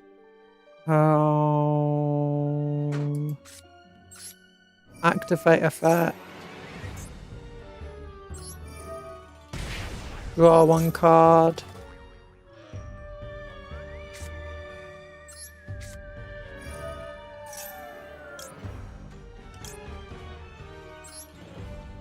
No, I have to do two different ones. Ah, sad. Ah, okay, I can give them that at least.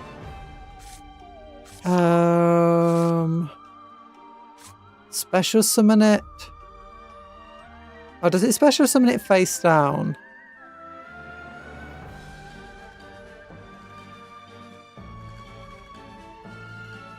No, it doesn't.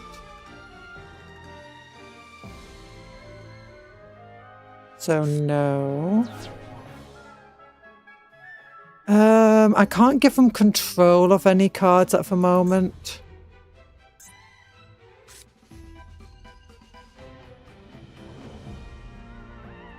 Yeah, I can't give them control of anything, so there's not much point.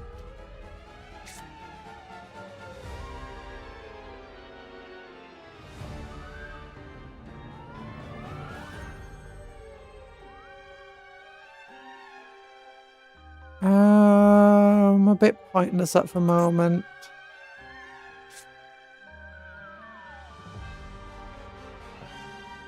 I just set this. And then...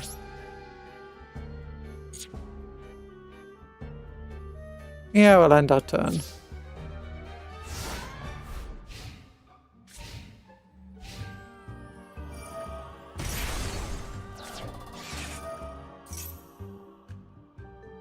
Yeah, I'll activate this. Let me draw a card. I need my creature swaps. Select a card. Oh, I return a card to the deck. See, this is me once again, not thinking about anything. No, I need this, potentially.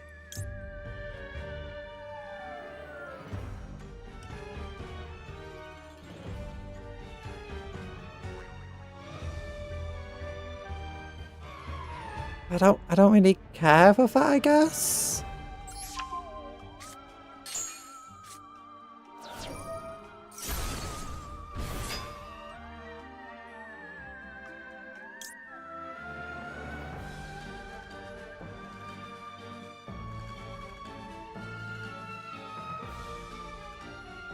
How strong is this? I guess it's better than that.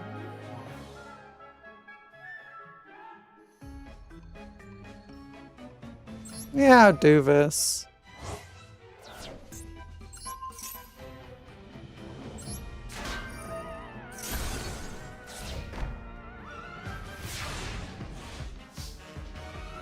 Okay, my turn. Another Mimigo dungeon.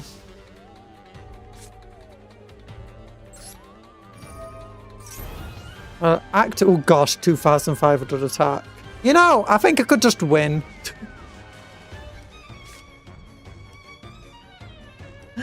Maybe. Yeah, it's not exactly like I can change anything at the moment, so... Maybe we just summon this in attack position. Give me a spell card. This one. Activate effects.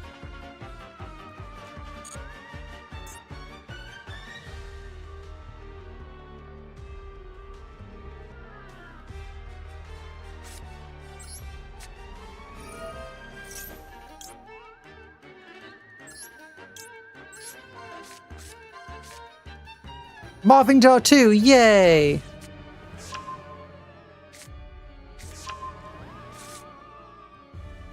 So then do a special summon a monster to the field. There's no point special summoning a monster because all we're doing is attacking Morphing Jaw 2. And, you know...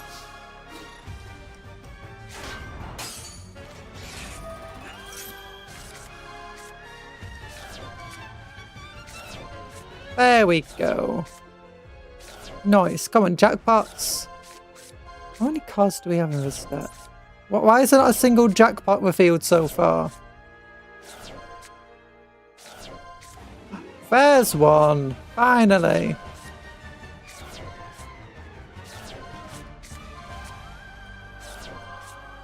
There we go. There we go. Oh, second jackpot. Why is it going?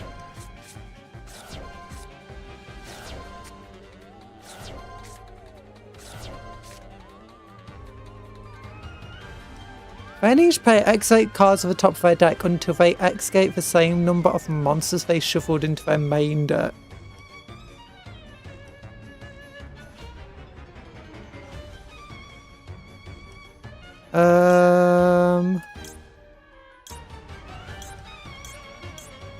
Do I have to special summon all three?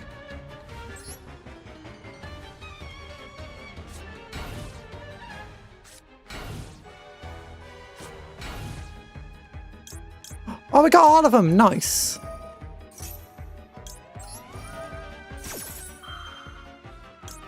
Yay! We win! Okay, we did it. It's just trial and error. Yeah.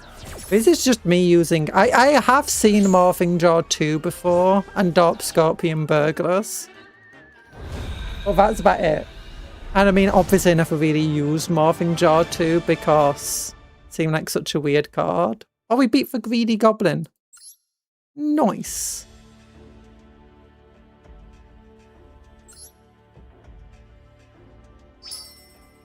we got proficients. Okay, but we also have to defeat it with the Dragon Hex deck. Do you think we can... It says 5-star difficulty. You think it's actually... I mean, they got Exodia and a lot of drawing power, so maybe.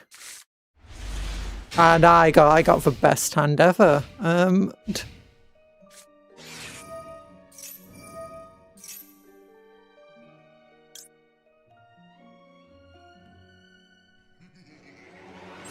Negate. Pfft. Yeah, take that. Do you think they also have morphing jaws? Oh my gosh, what is this hand?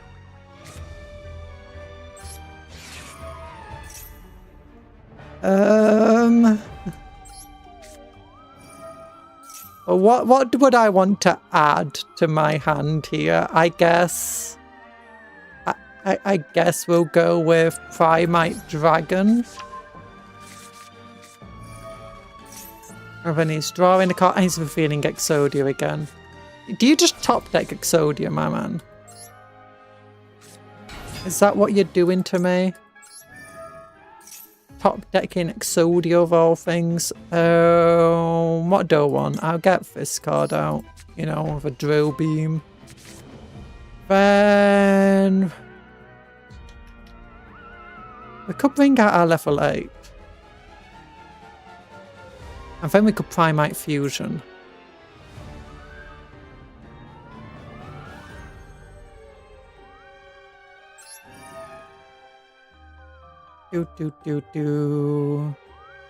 Although doing this means we won't be able to use activated effects, which is fine. So we'll just get this card out. Yeah, and we could tribute it, send 2 cards to a graveyard, and that way I could Primite Fusion into something a bit better.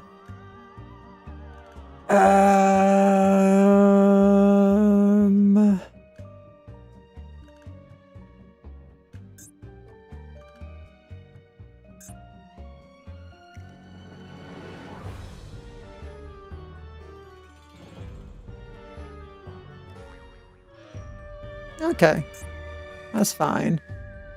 Yeah, we'll go into Snake Eyes, I guess. No.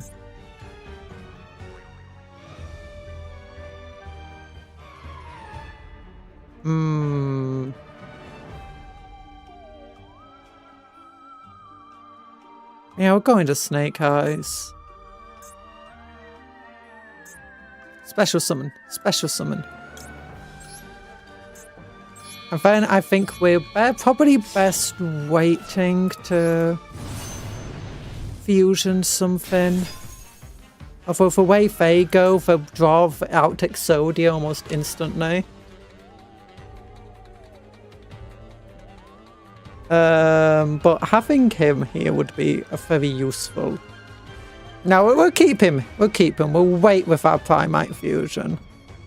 Because there's no guarantee we can get him back. What would be your favourite vacation spot? Home. Not really a vacation person. Okay.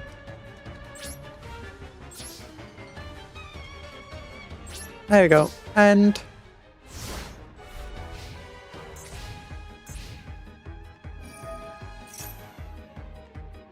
do I want to just banish him and prevent him drawing? Yeah, I don't want you drawing Exodia.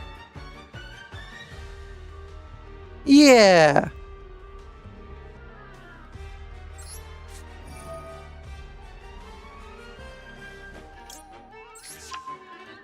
I forgot about that. I keep forgetting about his restrictions.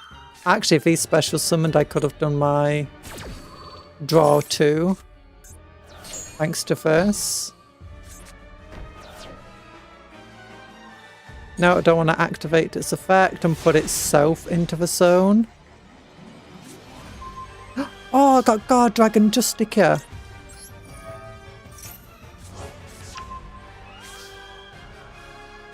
Okay, then summon. select. What card do I want? Don't do that one.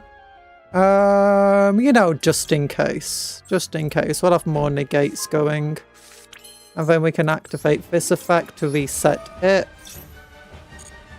Yeah! And then we can go and be like, hey, do you know that card I summoned earlier? Yeah, I'm summoning another. No, cancel. I'm summoning another one. I'm just putting it over here. And then I'm going into another level 12. See, this is why I like this deck. You know, just going into just endless level. Well, not endless, I've got 2 of them. But, you know, just be able to instantly go into a level 12 is hilarious.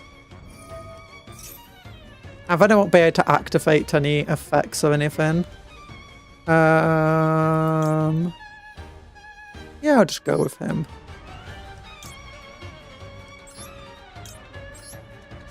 We won't be able to activate its effect because we use Lodestone. But, you know, we've got more than enough attack right now. Yeah. I don't know why this is rated 5 stars. Like, some other decks, I can definitely see why they're rated 5 stars.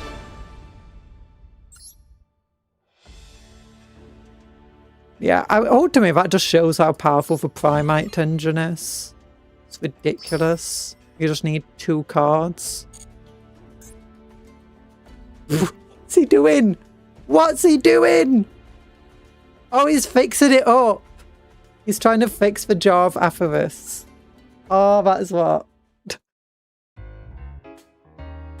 Upstart Goblin took up residence in a rundown shack next to his former home. Next to it. This place shall be a start of my new life. He carefully repaired the shattered pot, recalling his previous dream as he polished it. Just like this pot, I too will be reborn. Wait. Wah! I too will be reborn. One can start over in life as many times as needed. The goblin devoted himself to his job at a dark factory in the underworld. Oh yeah, it is him. While also taking on various side jobs. Yeah! One time he attempted goldfish scooping. Oh, that's nice. Although, poor goldfish. And another he tried his hand at being a street performer. Oh no, the Bob's not a goblin. And it's a broken jaw of greed again. Oh my gosh. It's beautiful. Come on, come all, feast your eyes on this. I shall take from this pot. Ow, ow, ow, ow. Stop it. It hurts. Somebody, help me. The goblin had no experience being a street performer and failed miserably. Yeah, no one's even paying attention. Oh, look, it's a jar of greed dude in the background here. Oh, and then he got the afro with a snake in it. Oh no, my poor pot. He even broke his precious pot again. The goblin is wild comedy. It is. Oh my gosh, look at that thing. It's reinforced. As he was walking alone in his sadness, a pot managed to catch his eye. Oh, such a beautiful pot. See how brightly it sparkles for me? I must have it. Oh my gosh, his clothes are in... Oh no, they're still in disrepair. Never mind. I thought for a bit... It looks a bit better. Oh, it's this one. I don't like that one. I think they used that one in the GX anime a lot, didn't they? Oh, it's a rainbow fish. Enthralled with a pot, the goblin bought it with all the money he had in his savings. He once again found himself utterly penniless. Could someone please bless my wretched existence? Nearly at the point of starvation, the goblin began begging when suddenly the handle of his newly purchased pot broke off. What's this piece of junk? The goblin immediately filed a complaint for store and asked for a replacement, and now that's a powerful one. Then as he was looking at the new pot he just received, the goblin had an idea. Wait, this pot. If you look at it from this side, it looks just like a pot of greed. This gives me A brilliant idea. And so the goblin attempted to sell his new pot, right in front of a star that sold it to him. Oh my gosh. It's gone back to being ancient. Well, what do you think is a rare and valuable pot? I'll cut you a deal, compared to what it sells for in stars. Is that a pot of greed? How much are they selling it for? How much are you selling it for? What does this guy think Who does this guy think he is? You could clearly hear the disdain of the shop owner's sigh. However, despite being such an individual, the goblin still managed to tend to his house. What? He made sure to take care of the weeds within his yard, and drove off any wild animals that approached his dwelling. Well, that's nice to know, I guess. Oh yeah, legacy packs. Okay. Oh, 200 gems! We're getting gems! We're gonna be rich! Even if you're unable to use the effect of waking the dragon to summon a powerful monster, your opponent may be able to use the essence of a defense position monster to call forth a powerful spell card and gather Exodia cards on the field. If it is going to take some time to deplete your opponent's life points, summon Naturia Extoria in order to put a stop to their spells and trap cards, and then target waking the dragon again. Oh my gosh! We are cheating! He's cheat. Look, he's got graceful charity of all. I loved graceful charity. It's got graceful charity of all things. And pot of greed. Oh my gosh. The absolute cheat.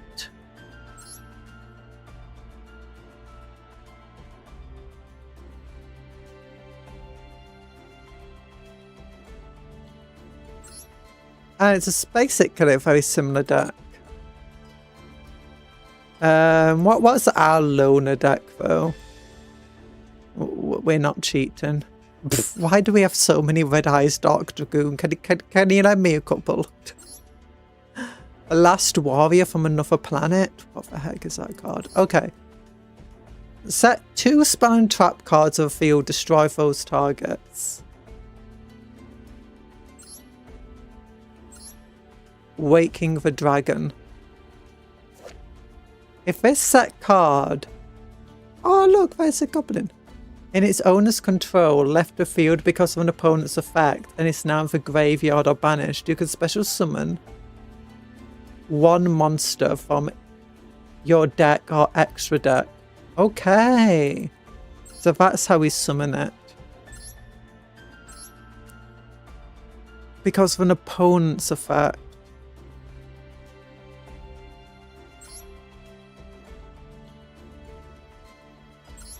Okay, we have Mimighoul Maker.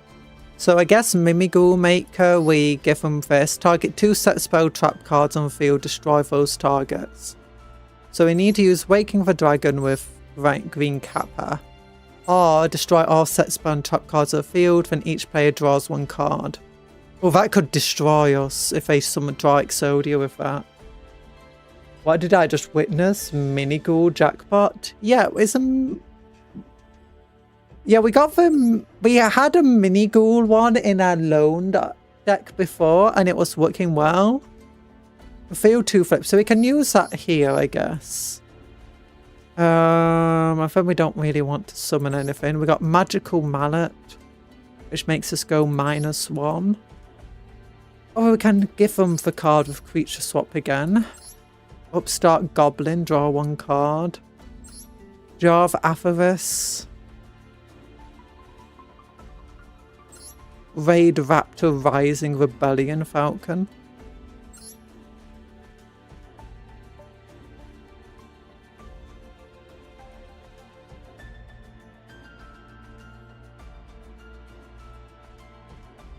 Oh, so we're not like throwing the cards into the graveyard or anything. 5,000 attack! I do like Cardians though.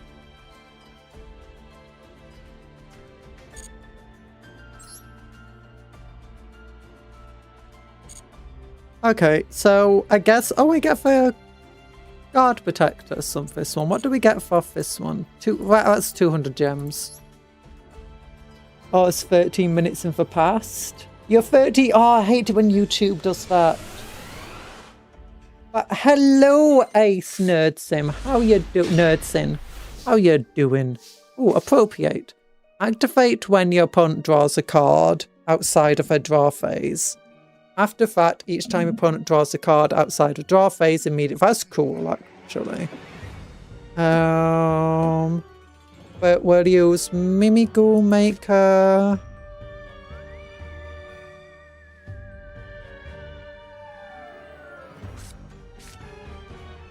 Redeemable Jar. You can banish one trap from your graveyard. Add from your graveyard to your hand one trap with a different original name of that banished card. I guess we can do this. Let's do Chicken Game anyway. We need to get Waking the Dragon. That's our only chance to victory. What will be your dinner, Conjurer? Well, I've already had half a Burger King today. Okay.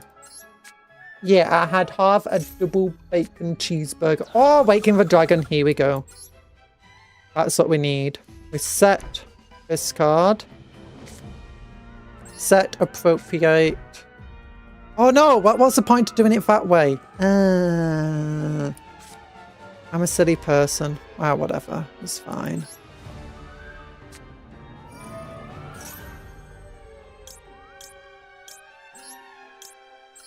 Why did I set all 3 cards?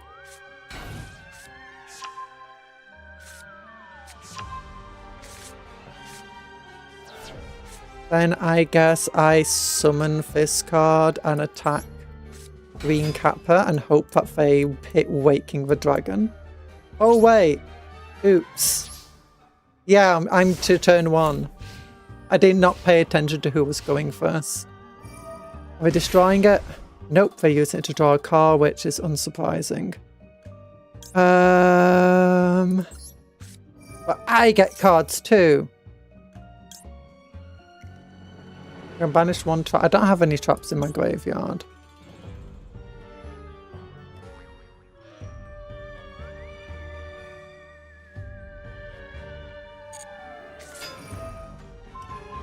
Yay! Okay, activating that was good.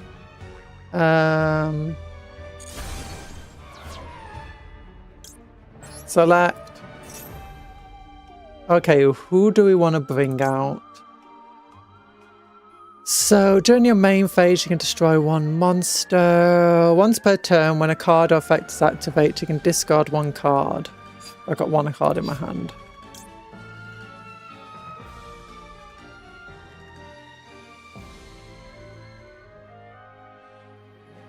Yeah, I think this might be the best one, actually. It's got the strongest negate. And it's not a once per turn, is it? Nope, it's not a once per turn. Like a lot of the Naturia cards. Is that... Oh, it's just... Let's negate that. Let's banish a card.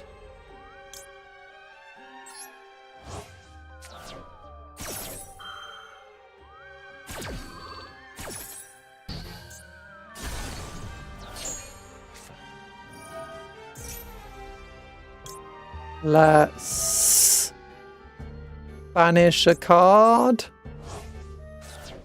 Yeah.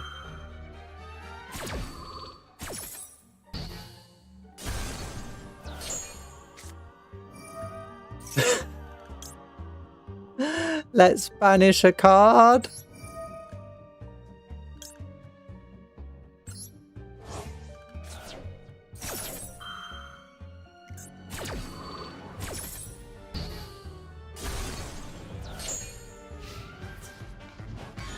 No, not my jar. Okay, then we're gonna have to take a... We're gonna have to get rid of this thing.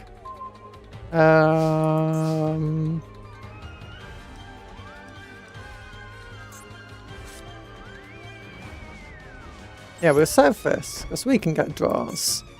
Let's activate this card effect though. And destroy this card. Then I guess we'll slowly destroy them bit by bit. It looks like they have 3 pieces of Exodia potentially already though. Let's activate this. How many are already in the grave? 2. No, I'm not chaining that to it.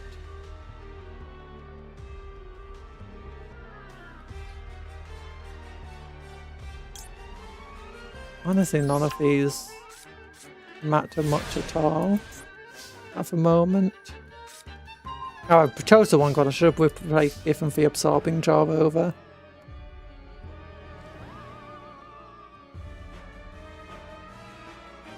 Discard your entire hand.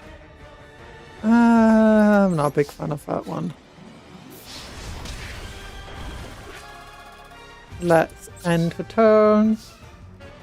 It's a bit interesting to have to, you know, fight though.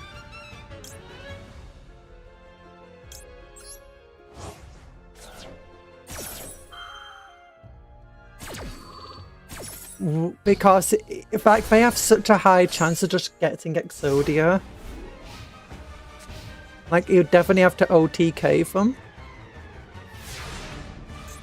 And if they go first, my goodness, that could be dangerous. Well, let's just summon this normally.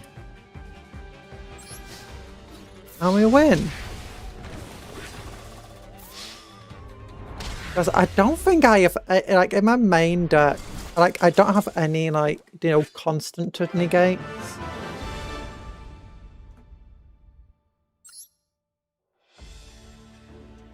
I guess we do have a large chance of Viking.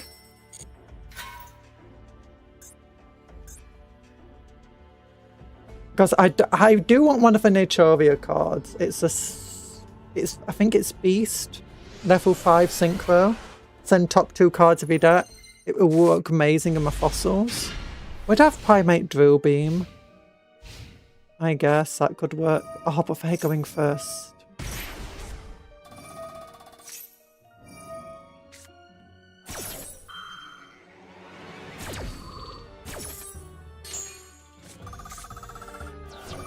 Oh yeah, but they go in.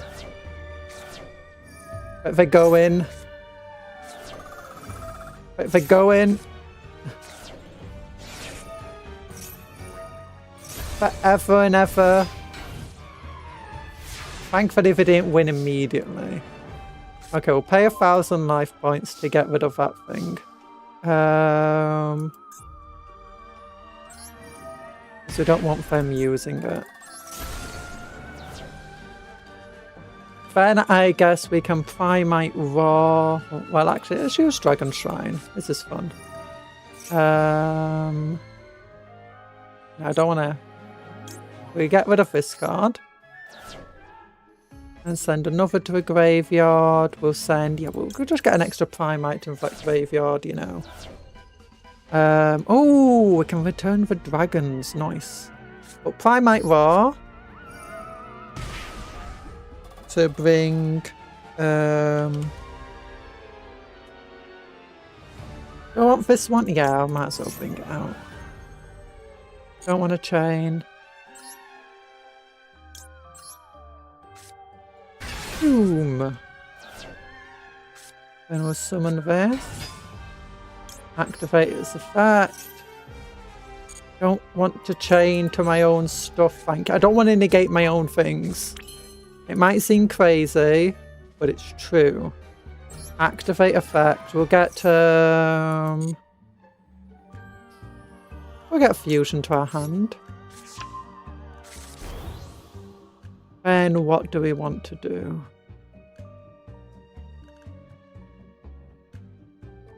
Okay, we can synchro into Evil Eye, I guess. I should have brought out Lodovite Dragon, actually. Would it have helped? Yeah, because then I could just destroy a monster on the field. Yeah, we'll synchro. No, it's fine. It's fine. I got a way to do this. Do we need to do that? Wait. Because we can fusion summon. Yeah, we can destroy the face down. Put that one onto the back line. With Snake Eyes. Fusion summon for 2,500 one. Bring that out of the grave. With Return of the Dragon Lords.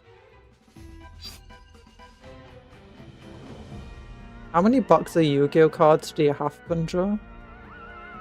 How many? Oh my gosh. Doing good. I was watching you do Mimigoo Jackpot. How many boxes of Yu-Gi-Oh cards do you have, Conjuror? 100. Like deck boxes. I've got hundreds of decks. I've got tens of thousands of cards. I was really into Yu-Gi-Oh for a while.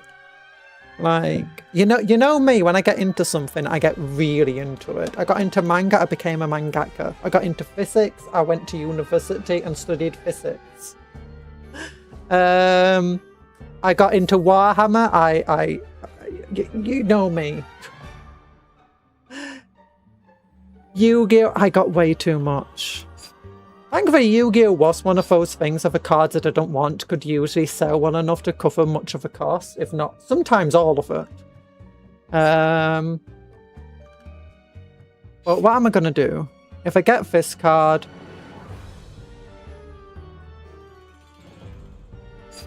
That's not enough to one-shot them.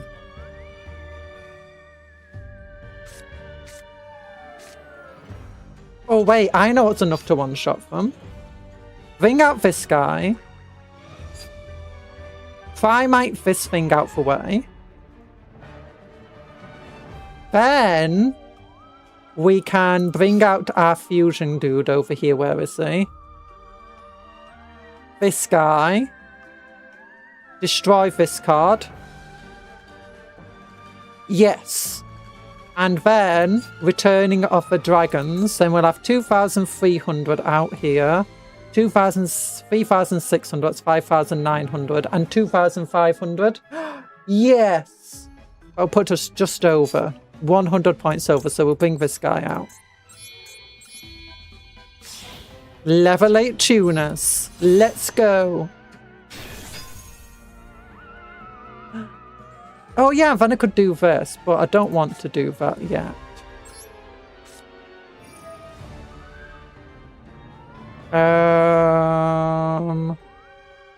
Let's on Primate Fusion. Banish this card. We'll find Primate Fusion. This guy out. We'll use one of them and one of them. That's why I sent one of them to the deck anyway. To the graveyard earlier. Bring out him. And then we can activate his effect because we didn't use that yet. Oh, there's a piece of Exodia for put down. I guess I shouldn't be surprised by that.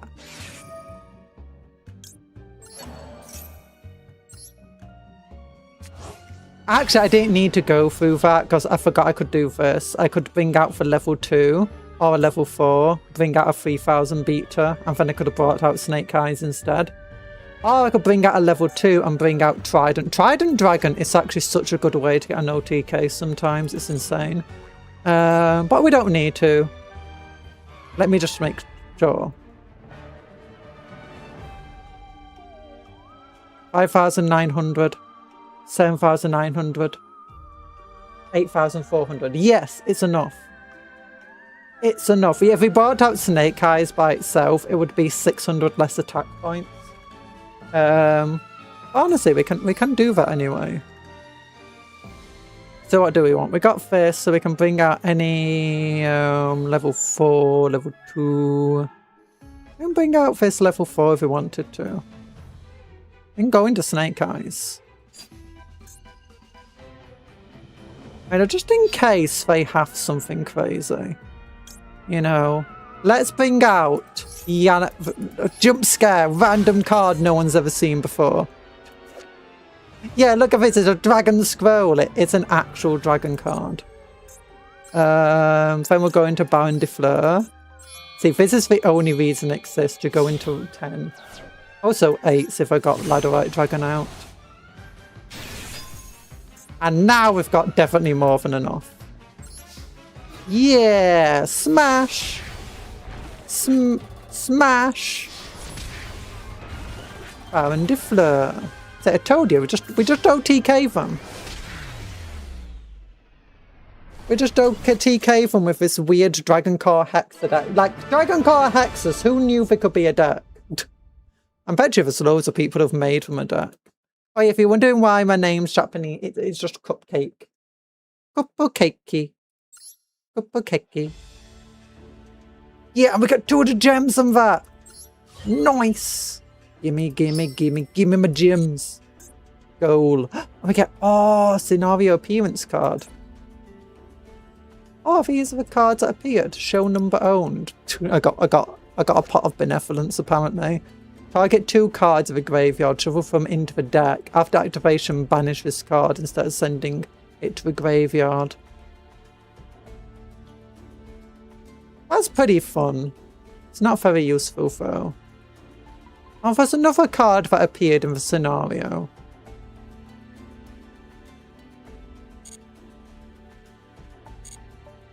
Oh, is it actually? Oh no, it was over here, wasn't it?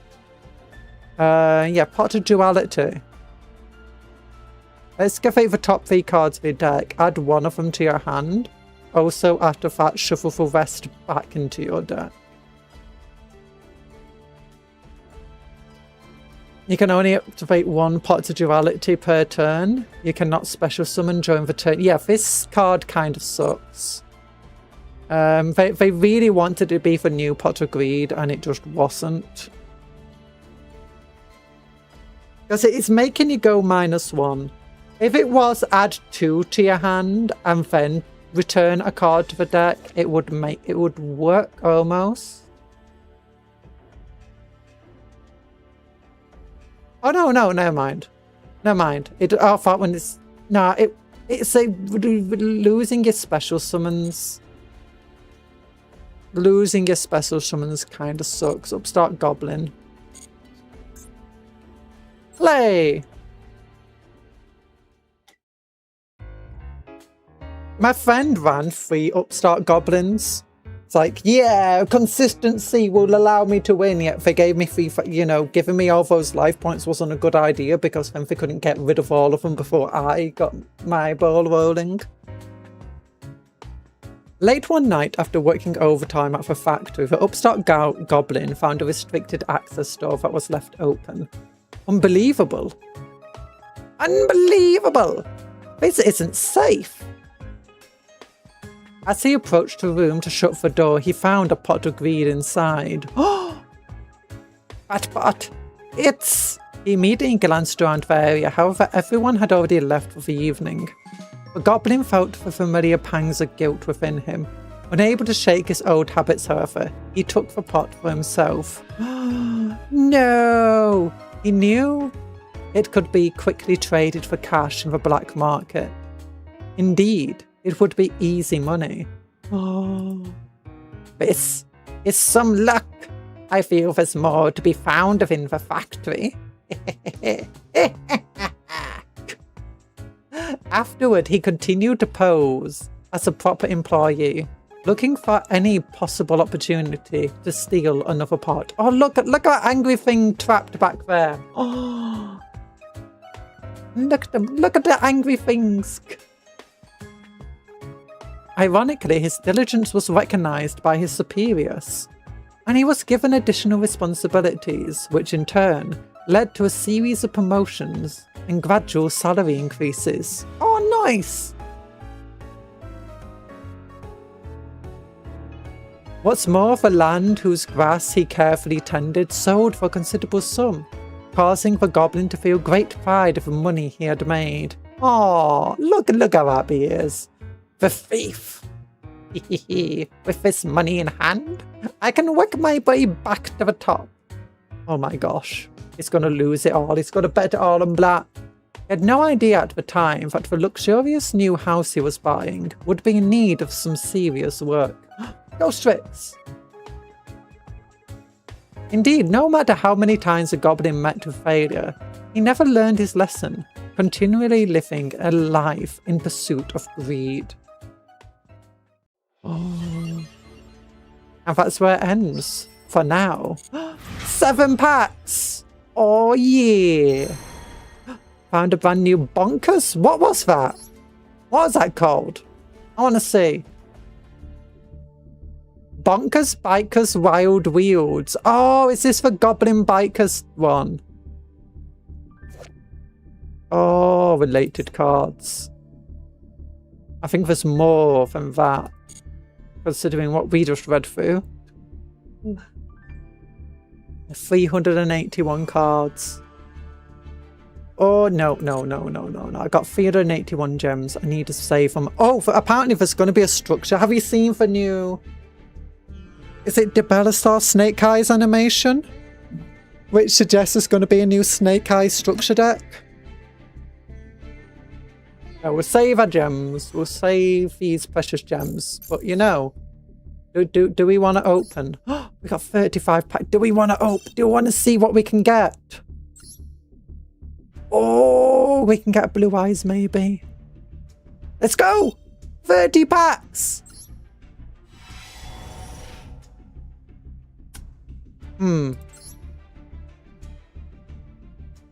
5-headed dragon!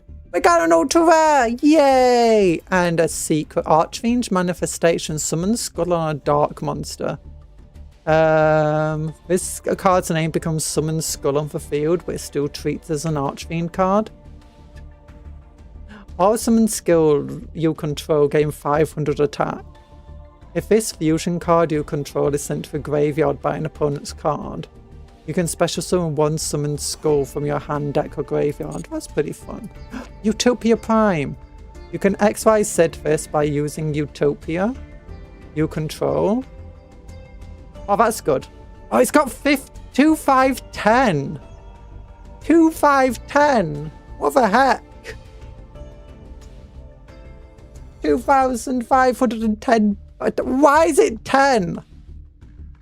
If your opponents... I know that some of the early cards had some weird things like this, but this is all by time of XYZ. Why?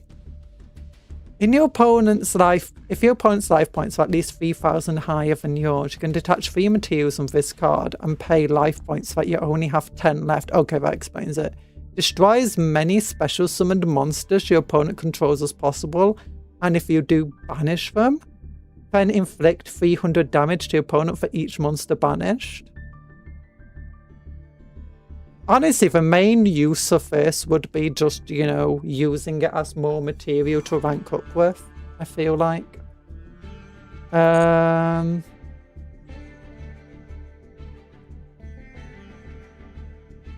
Barrier statue, neither player can summon monsters except fire monsters. Oh, I like this card, Skyverge Infissil. This card cannot be special summoned. If you tribute this card by tributing one of the following monsters, this card gets an appropriate effect. A Light Fairy, negate all spell cards. A Dark, negate Dark Fiend, negate all trap cards. Yeah, this guy's amazing.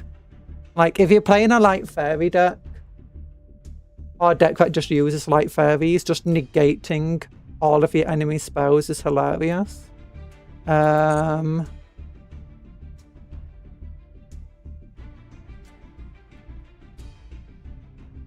Protect. Oh, I like this card. I used to use that card. All out attacks.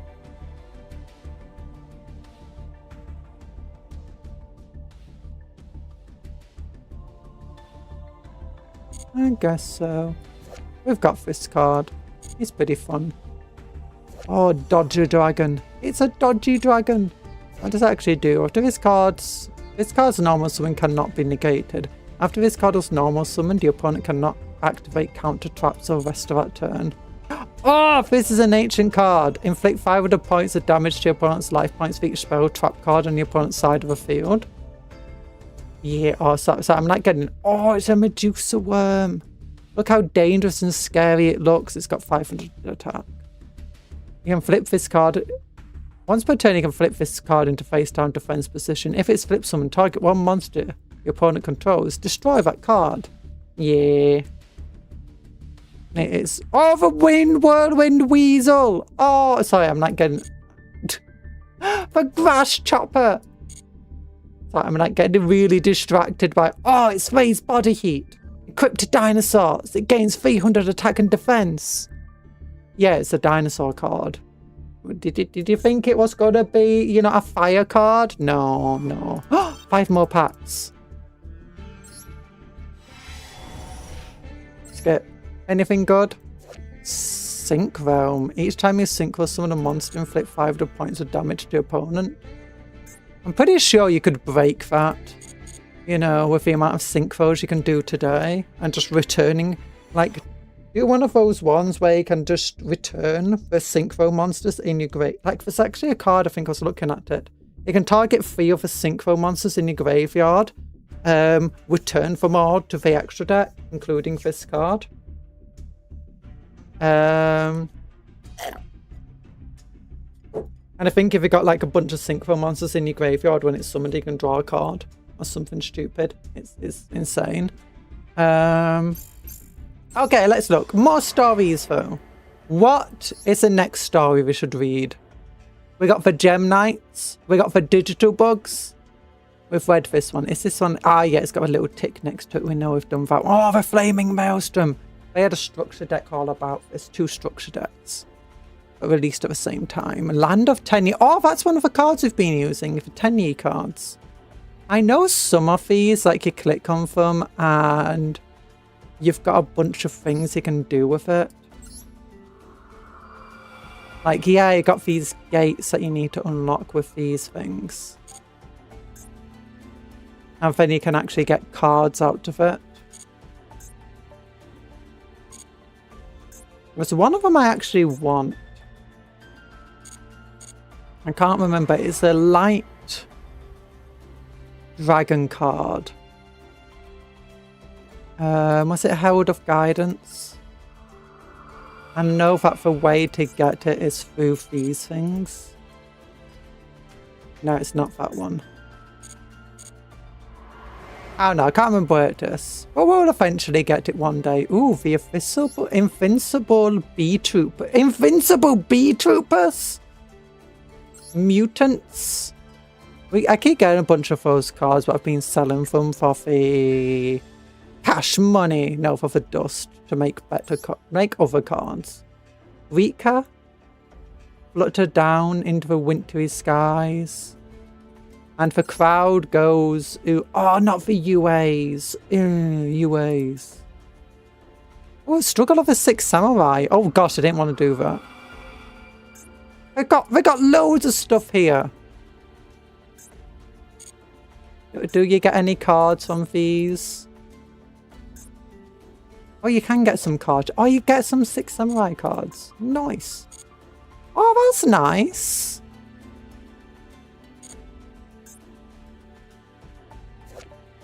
Return of a 6 samurai.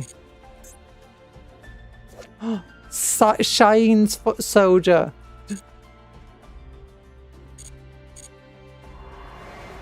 Okay, so... Which one of these do you think we should do next? Anyone got a... We could do one of the audio ones. One of the ones where you actually get, you know, some animations and stuff. We Merry Plunder. Ooh, for Plunder Patrol. What's a Plunder Patrol? One Piece! Oh, do you want to read One Piece? I'm pretty sure. Look. People keep telling me to get into One Piece, but I've got One Piece at home, you know? No. This looks way cooler. Look, you got a goblin. You got a goblin with a big old bushy dwarven looking beard. This is way Some of the better. Gundam kits come with a tiny pilot too. Oh, do they? I've never seen that. I never knew that you could have the tiny pilots of your Gundams. Okay, so this it. No, One Piece is a Plunder Patrol at home, I'm pretty sure. Like, One Piece doesn't have a goblin as its main character. Oh, look at them. I've never seen Plunder Patrol before. Oh, you get watery things. Oh, look how cool it's like a little goblin family. Oh, we're reading about all the goblins today. Scenario appearance cards. I've got one of them. Yeah. Oh, it's an ultra rare. Sad. Okay, we'll read. I stream to read, not to lead. We've a merry plunder patrol. Yeah. This is a base of a plunder patrol, located in the port town. Which port town? The port town. At the entrance waited a troll, intending to welcome those hoping to join the plunder patrol. Ah. Can we have this as a cartoon? I watch this anime. Look at it. A troll. You think it scares people off by accident? Wait, the trolls, not goblins. Oh, I'm far less excited about the trolls, not goblins.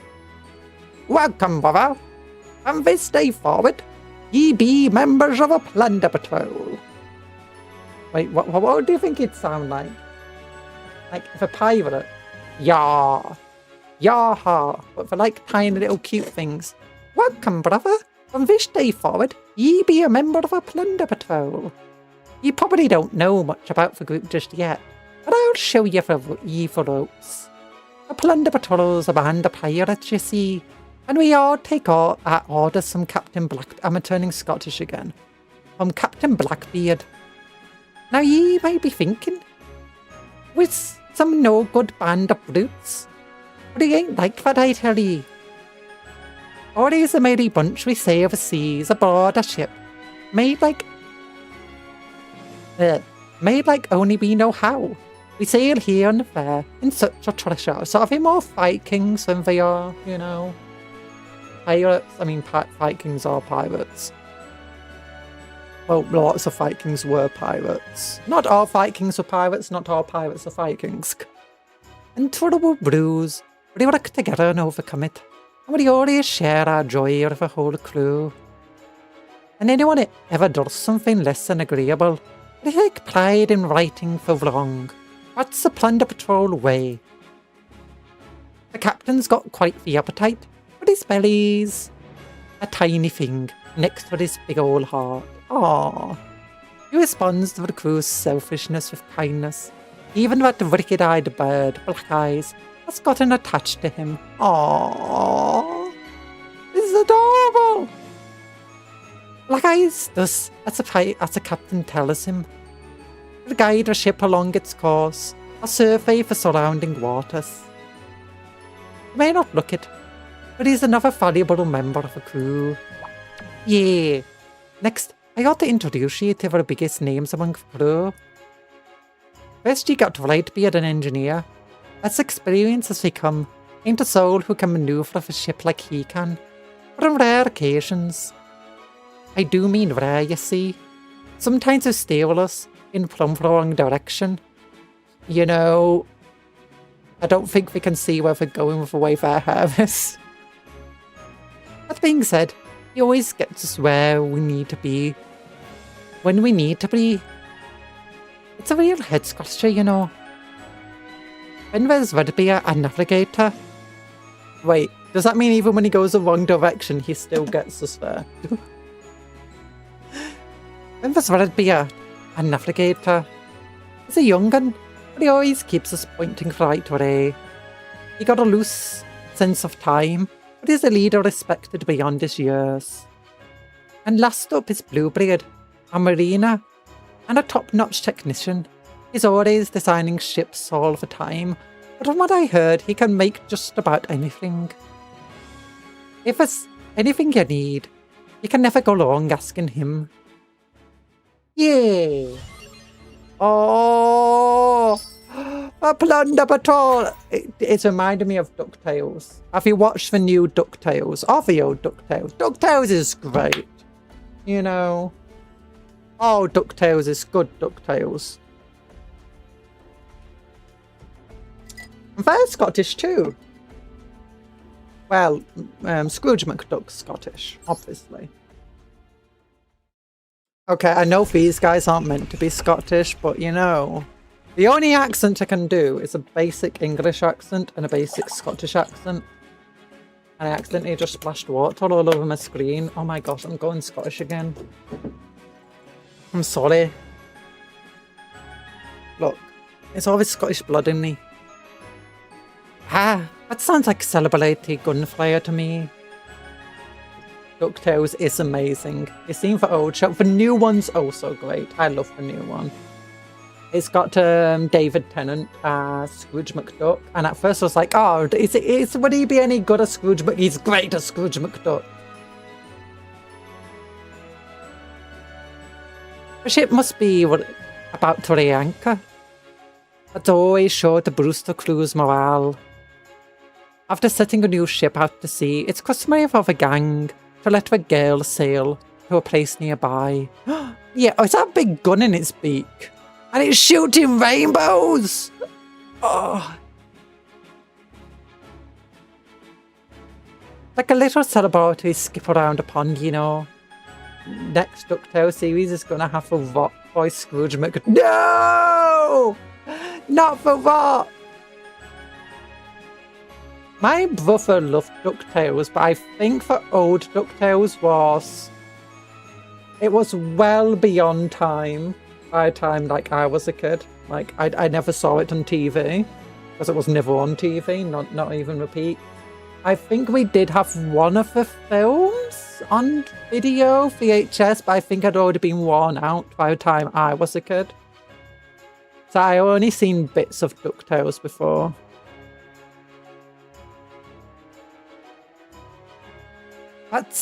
There's Bluebeard's latest ship, Elise. Wait, she's got loads of space for anyone aboard. As well as cargo hold for bounties or treasure. A real beaut, ain't she? She ain't the only boat that stays afloat. But it don't hurt to know for best. That ship with the horns, for Bran, she's nothing to sneeze at either. But with a spear and cannon power, look at them like little dragon boats with cannon mouths. If you're looking for a short trip on a sunny day, she's your gal. Let's stock up on fuel first though. With the way she's guzzling it. Wait, guzzles fuel? It's a sailing ship! When was the black ship over there for Murek? That's for the one that's for the one you look to if you need to sail under the cover of darkness. Not that it makes sailing a pitch black sea an easy task. Just to be clear, still best to work alongside other ships. They have a wind machine to fuel it. Ah, it makes sense. Speaking of which, we sing out really loud to let each other know our positions. Eh, what? You can't really go unnoticed in the dark if you're singing, right? Don't be such a curmudgeon, brother. Sure, the sea can be a scary, and its sister, scary place full of all sorts of dangers, but still we go out to make the rays jovial as can be.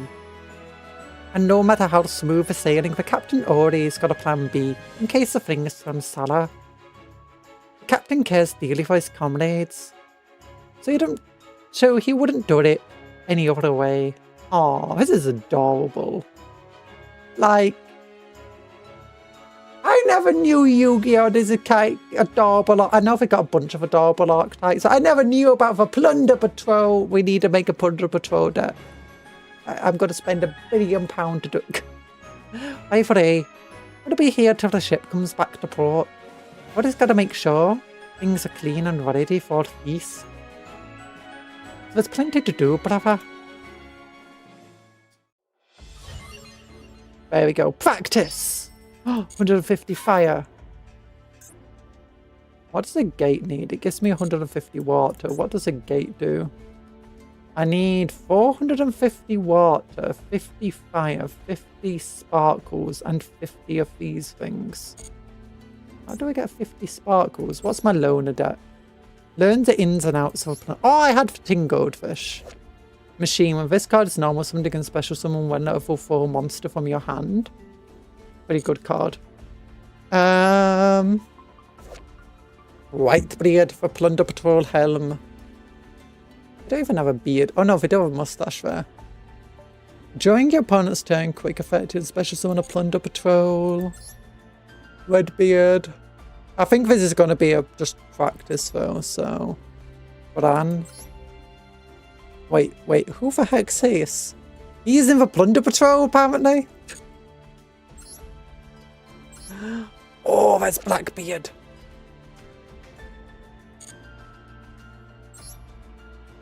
So this just uses everything. It's got Link monsters, Synchro monsters, XYZ, and Fusion.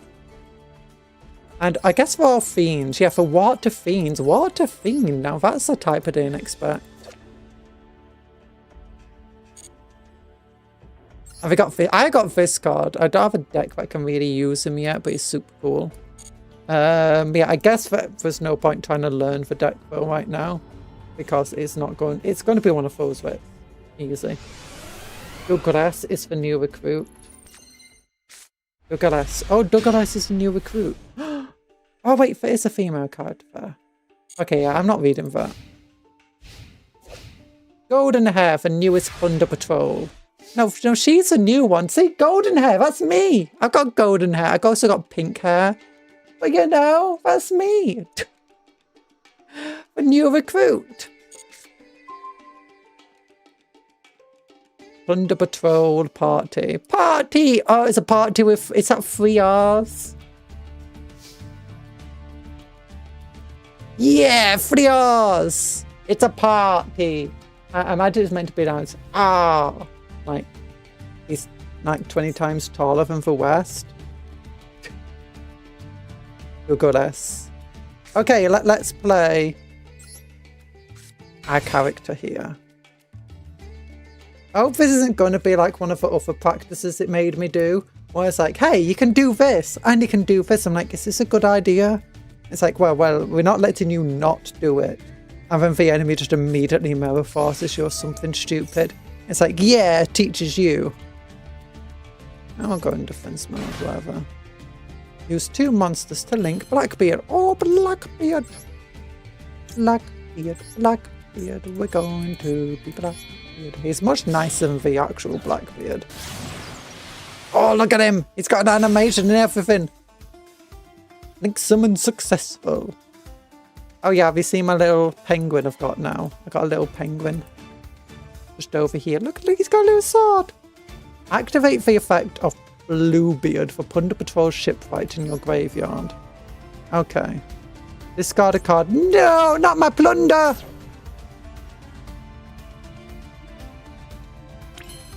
I am not paying attention to anything. If this card's in your graveyard, you can discard 1 card, special summon this card, but you cannot... Wait, what does his effect do, sorry? Oh, discard a card to draw a card. Okay. Discard him. And I guess he also has an effect. Yeah, see your attack definitely wants to be there. Activate effect of Whitebeard. Thankfully he doesn't need a discard, just special summon a monster from the deck. Yeah! Use Redbeard for Plunder Patrol Matey and Golden Hair for newest Plunder as synchro materials.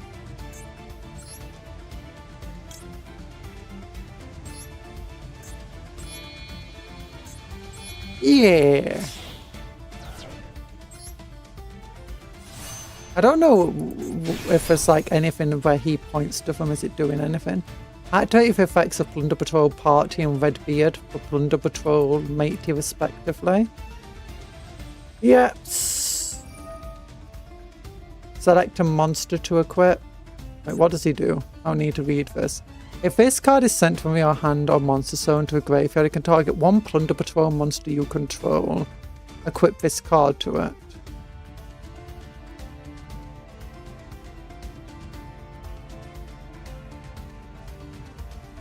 Okay.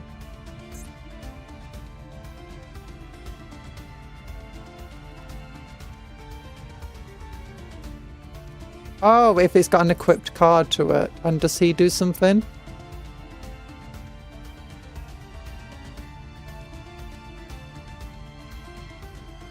Yeah, I'll say, I guess we have to equip it to him then. Because he actually has a benefit from it.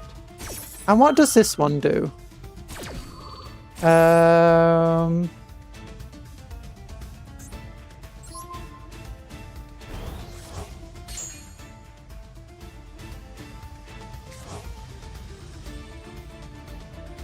guessing, what does this do? If you special summon, you can equip it and it gains 500 attack. Okay, dokily. Let's proceed to a battle phase. Okay. And I guess we win. Bow, bow, bow.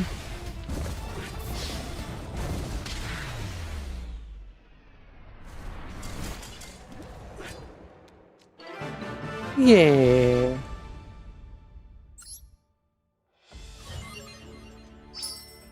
Okay, that's good stuff to know. And if we win this fight, we gain more Ray of Greed. Shuffle 2 water monsters from your hand into the deck, draw 3 cards. That's a pretty good card.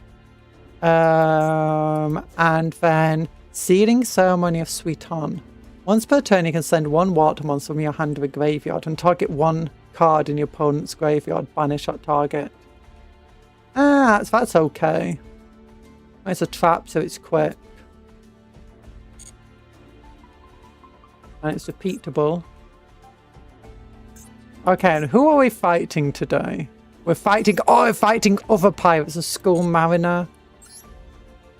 I was actually using that in my starter deck for a little while. Oh, they've also got Plunder Patrols. We're fighting evil Plunder Patrols. Oh no! We've got the Firecracker. Their decks are arguably a bit worse. But how's our deck? Is it the exact same as before? Yeah. Okay. Difficulty 3. Easy peasy lemon squeezy. So I guess we have to do other stories to unlock that gate. Oh, I get Plunder Patrol stuff. Card Protectors. Fusion summon 1 Fiend Fusion monster from your extra deck using monsters from your hand or field as fusion material. Not yet. Oh, let's do Terraform. Oh, we got a banned card! Terraforming, let's go! Is Terraforming banned? I can't remember. Plunder Patrol monsters you control gain 5 attack for each Plunder Patrol card in your spell. Oh, that's good. Then you can only use each of the following effects of Plunder Patrol Shipyard. Shipyard! With 3 R's again per turn. You discard 1 card, add 1 Plunder Patrol card from your deck to your hand, except Plunder Patrol Shipyard. If this card is in your graveyard, you can target 1 Plunder Patrol card in your spell and trap card zone, set this card, and if you do, return that card to the hand. Return this card to the hand. Okay, we'll activate this. And then we got 2 other Black Eyes. If this card is sent from your hand on Monster Hunter, you can target 1 Plunder Patrol monster card in your spell and trap card zone.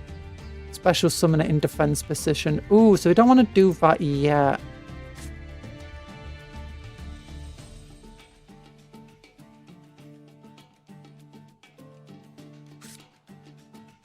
So we want to summon her, send 1 other Plunder Patrol monster card from your hand or face-up field to the graveyard, special summon this card from your hand. Well, I don't really want to do that. I guess we could just summon... Oh no.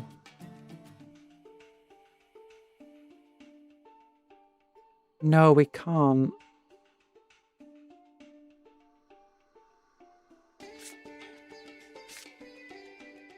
If we activate... I think we activate this card's effect. Remove I've one of returned our... from Hell Noah's outside. Oh, yeah, outside. So... Okay, what card do we want? Are you saying this... No, that's Whitebeard. Which is the big one you were saying? It's not here. The 1 Plunder Patrol card.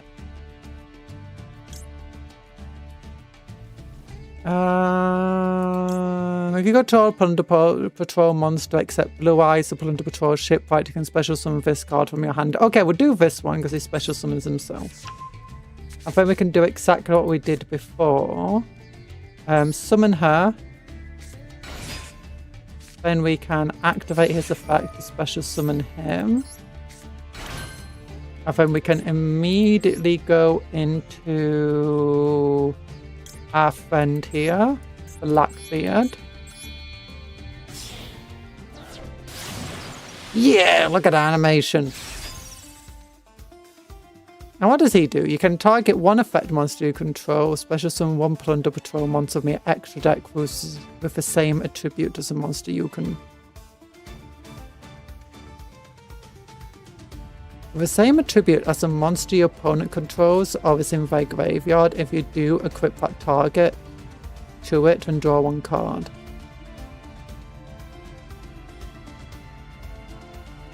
I guess we could do that. Oh darn, I accidentally said no, I don't want to do his effect. I right clicked, no. Oh, I hate misclicking like that. Discard a card.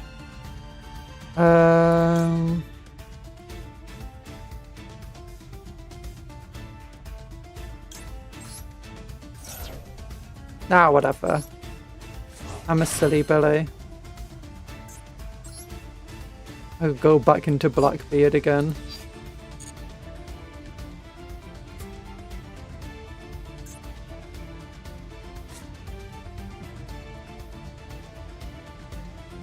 Yeah, that sucks. Oh, whatever. Plunder Patrol deck. We're doing for Plunder Patrol story. And I accidentally right-clicked when I wanted to do an effect.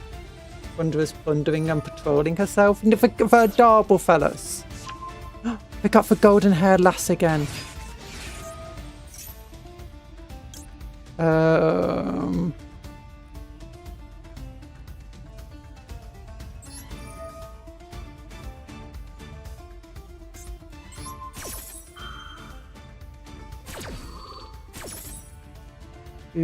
Do.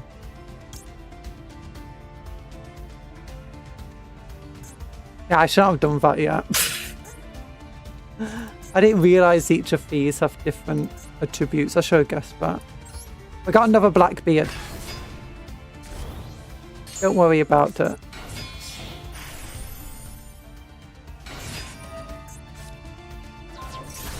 No, not my Blackbeard.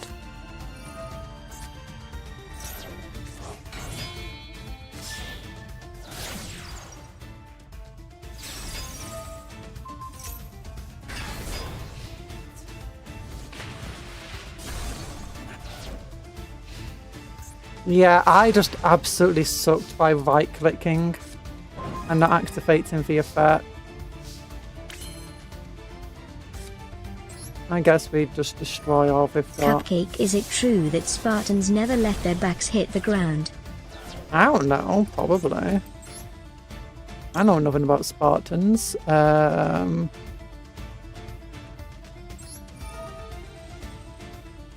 have to discard a card.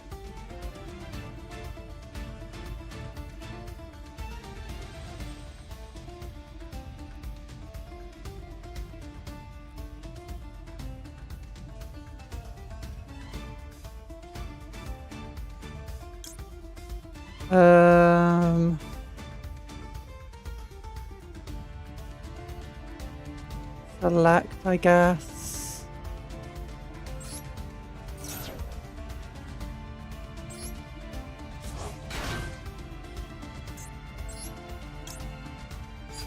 Yeah, there's nothing I can do. And discard this card. Add a Plunder Patrol card to our hand. We started with step 1. I've got no cards to discard, so this is probably not going to go too well. You can discard the card to draw one card. I should have checked what else I could have possibly... Oh yeah, I didn't need to do him because I could have just summoned normally. XYZ. We'll just go into the synchro. Yeah, I'll just go into the synchro.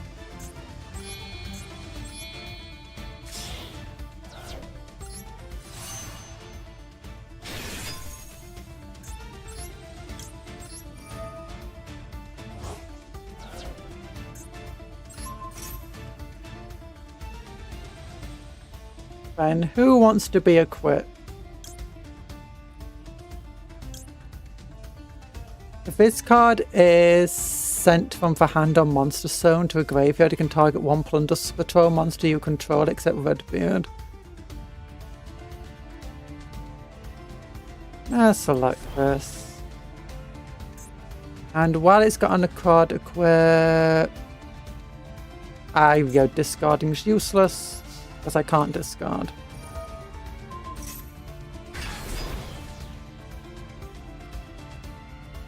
Yes, because mine's stronger. No, mine's no longer stronger. Yeah, if I have cards to discard, oops. Oh my gosh, I messed this up so much by right-clicking. I don't know if I can, because they're basically using an almost mirror deck to us.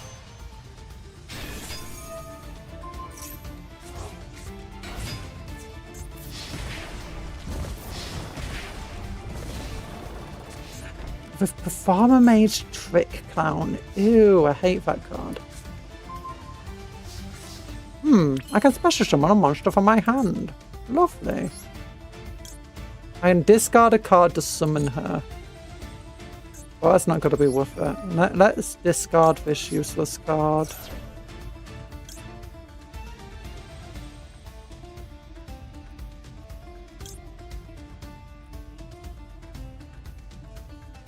Is there literally any card here?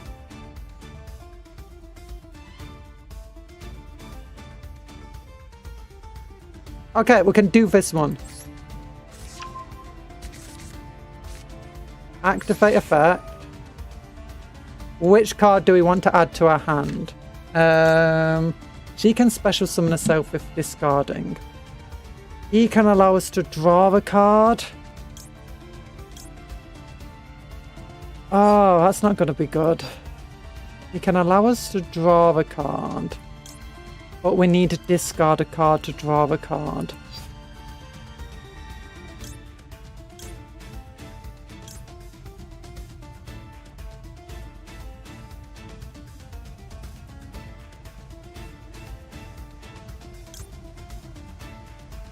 It doesn't really matter. Oh, whatever. Oh, darn, I should have bought the other one out, because at least I could tune her then. Yeah, I can discard her to special summon still.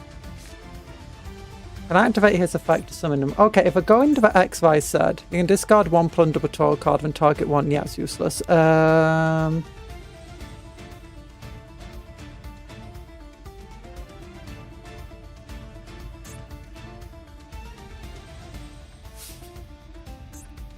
Oh, it's discard this, discard that. I can only summon for plunder patrols.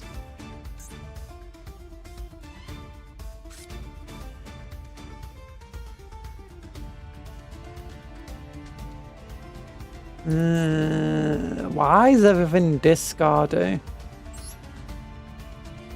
Discard one card to summon her. So his effect will be useless.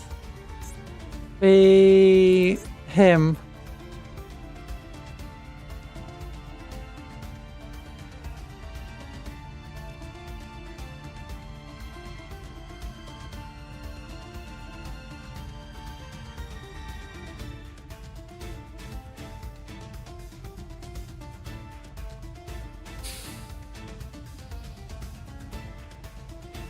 I'd be able to summon our own Synchro. What's our fusion monster? It's got 2000 attack. In special summon one plunder patrol card from your hand or face up spell and trap zone. When the opponent activates a monster effect, you can discard one plunder patrol card, negate the activation. If you do, destroy it. Why is everything so discardy? That's useless. So what I'm thinking, we can go into the Link monster.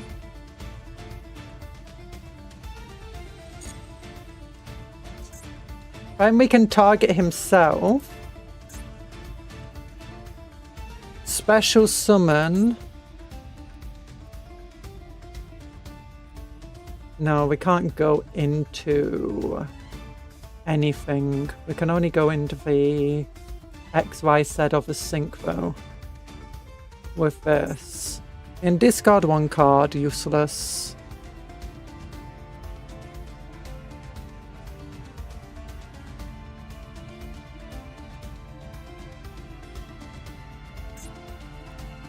So we'd have to bring out the synchro monster. I can't use its effect though, because it again requires a discard, which I just can't do.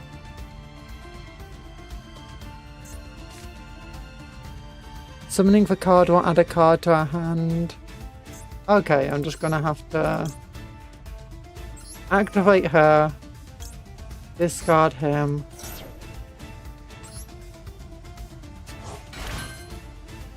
Actually, I didn't need to activate her, because we want to go into him.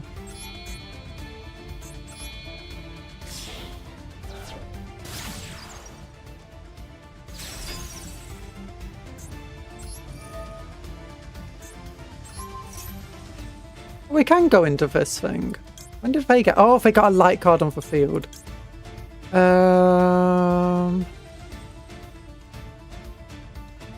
And I could bring this out and special summon him.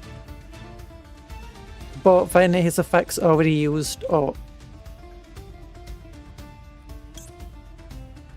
And that won't be very effective or useful. So we're just gonna have to go into this guy.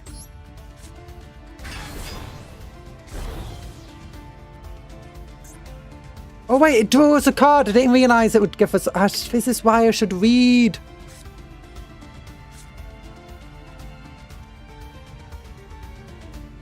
You can special summon one Plunder Patrol monster from your... And I can still do a normal summon. From your extra deck with the same attribute as a monster your opponent controls or is in their graveyard. And if you do, equip this card you control to it.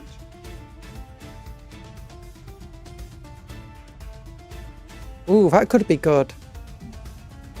Okay, so...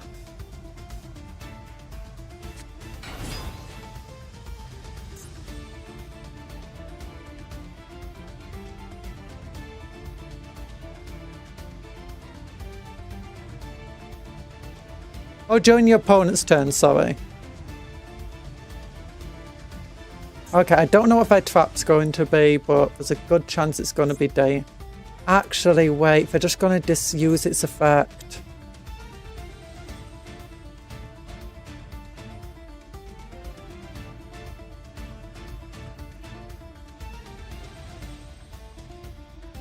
Oh, I should have just used its effect to get rid of its card.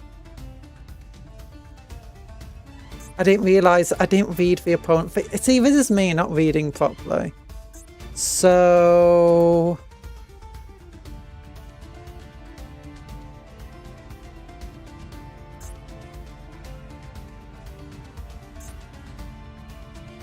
I guess attack. If we do the attack here, it's just going to be mutual destruction. Right, no, if it didn't use its effect. Okay then. That's surprising.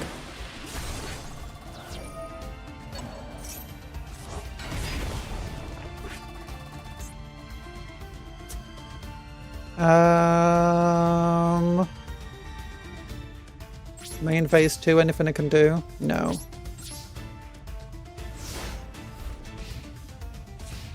Reading the bane of all Yu-Gi-Oh plays, it's true. My opponent's summoning cards!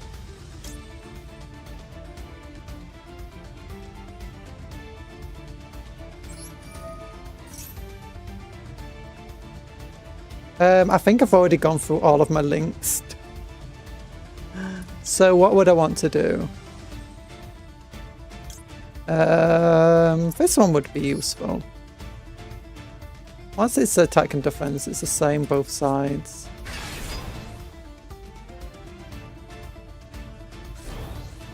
Yeah! Oh, we're going into a non-plunder card.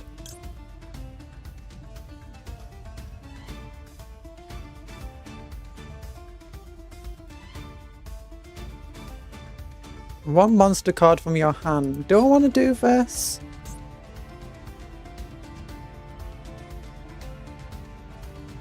Oh wait, I can because then I can redo Blackbeard's effect. Yes! Wait, what does she do?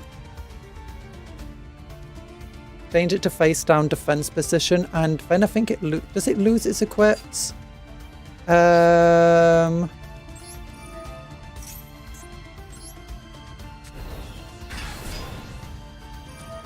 Cupcake, I hope your channel blows up like Iron Mouse and all your dreams come true.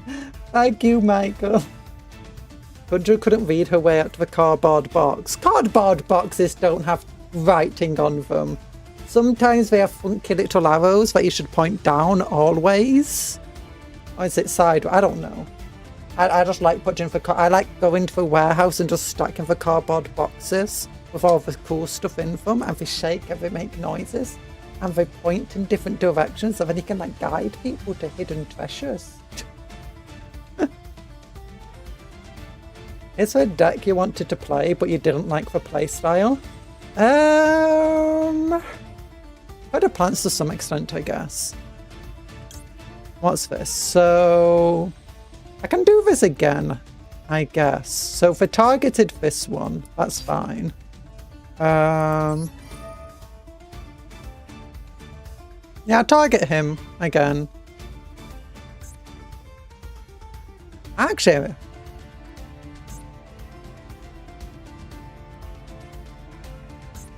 Actually, no, she will want to destroy it. That's why it's only got 1,000 defense.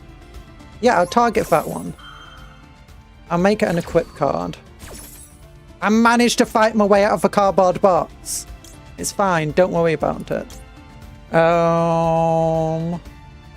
So it'll become an equip card. 2.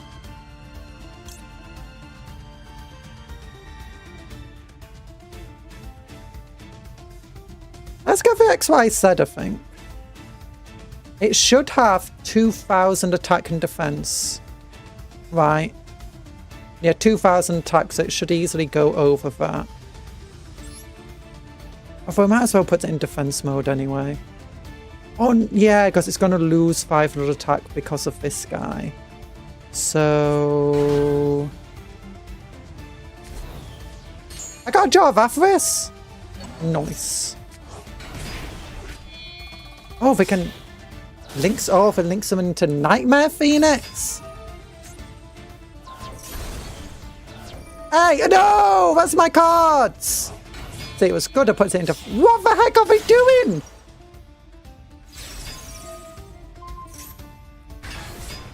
Can you stop this? No. Okay, it's fine. It's fine. I've got all of the cards. I've got this fellow again. Who's in my graveyard? You can discard one card. If it's, you can target one Plunder Patrol card in your spell and trap card zone, set this, and if you do, return that target to the hand. Nice. Okay, I can do this. Who do I want to return to the hand? I'll return him to the hand, I guess. Oh! I could chain and special... No, I want to special summon for Synchro, actually. No, I don't want to chain anything yet. Then I can activate this. I don't want to chain anything yet. Activate this card.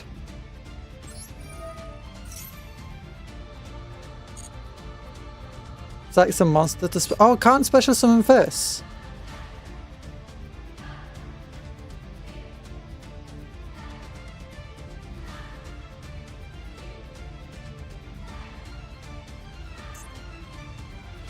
Why can't I special summon that?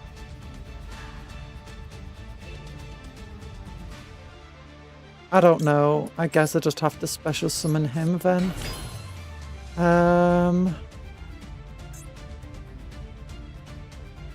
Target one card they control.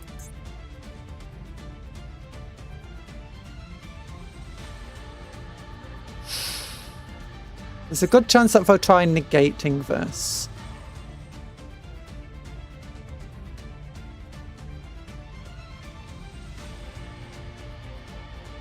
I mean, we've already taken their strongest card multiple times, and they've taken our strongest card too. Target one effect monster they control, but banish it.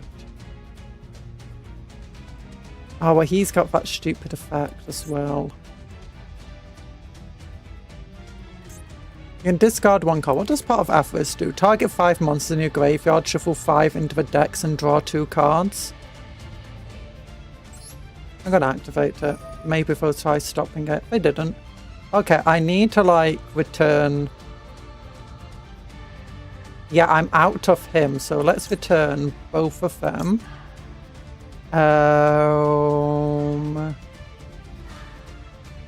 Any other cards? Yeah, let's return at least one of him. And we'll return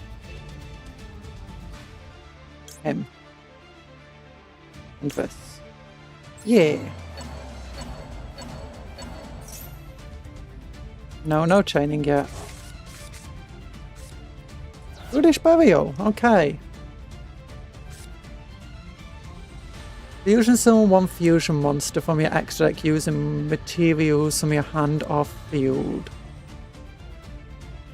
I think this is safe to discard. To add a different Plunder Patrol to our hand.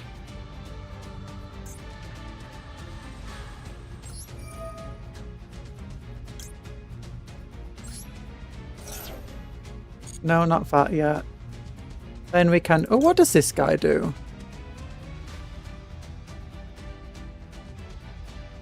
No, let's bring out this dude. Who we can now summon. Activate effect to special summon him. No, I don't want to chain it.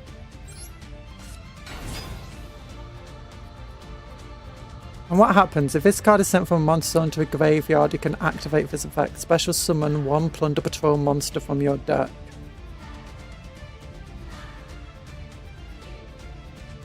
Okay, that's good. So, special summon, go into the link!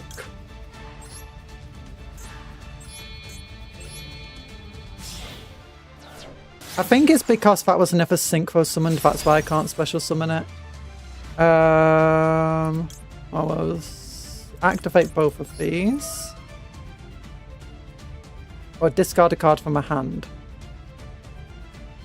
Or discard this one. And we'll activate that.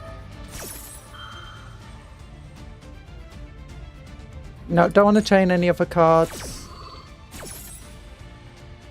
Select the monster you want to special summon. Which of these would be best? If this card is sent from the... you can target one. Equip this card to it, except Redbeard for Plunder Patrol Matey.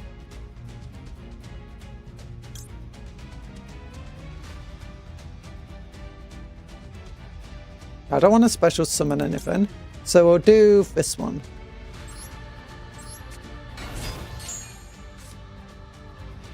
And we get her.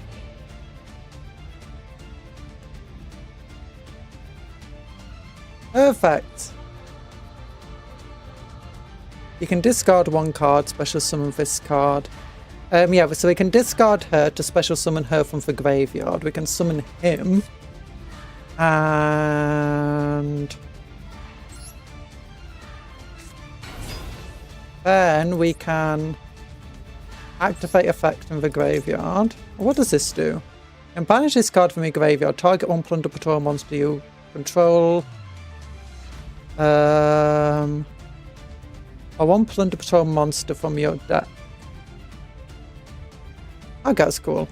But no, we'll activate her. Discard this card.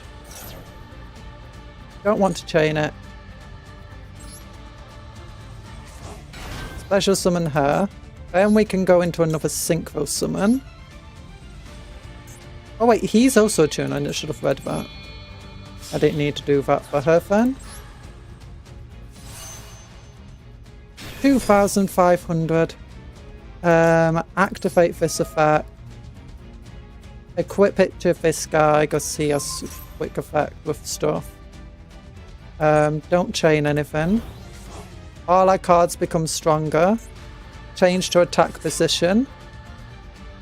Then I can activate his effect, target this guy, and special summon another card from my graveyard, from my deck, from my extra deck. Activate this effect, target him, special summon this guy again.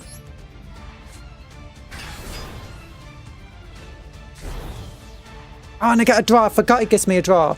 It gains 500 attack. Also, the opponent cannot target with card effects. And this, you can send this card, equipped card to the graveyard. Special summon one plunder patrol monster from your extra deck with the same attribute as monsters on the field or in the graveyard. I'm just going to activate the effect.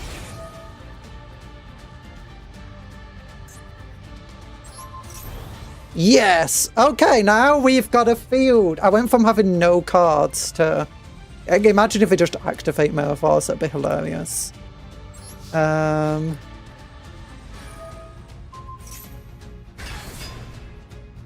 Yes.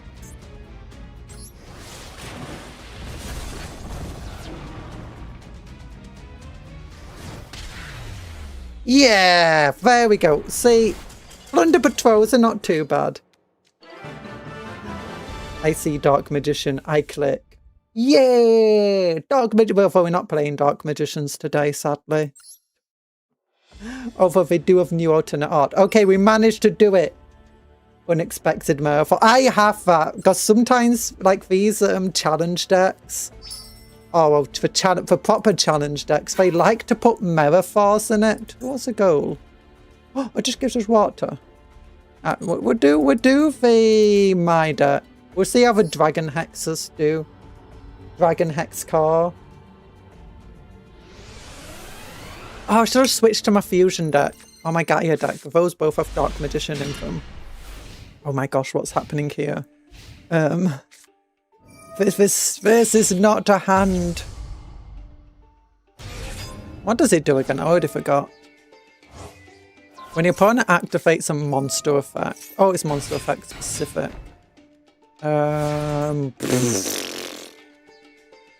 They've got a lot of cards. Ladderite Dragon! Okay, this is a lot of stuff. If you normal summon or special summon a non-token normal monster, draw one card. I can only do it once per turn. That's cool. Okay, I'm gonna activate this card anyway. Then that's level 7, that's level 7. Ah, so we can't pendulum much. Once per turn, when a normal monster you control inflicts bats or damage to your opponent, you can target one card of the field, destroy it. Unfortunately, I've also got nothing to fusion with here. With our fusion substitute. Oh, using monsters you control anyway, yeah. So fortunately, my pendulum scales are all 7 right now. This card, when a monster is destroyed by bats, you can special summon one normal monster from your hand. That's fine. And we'll just do this one. I can destroy one card on the field.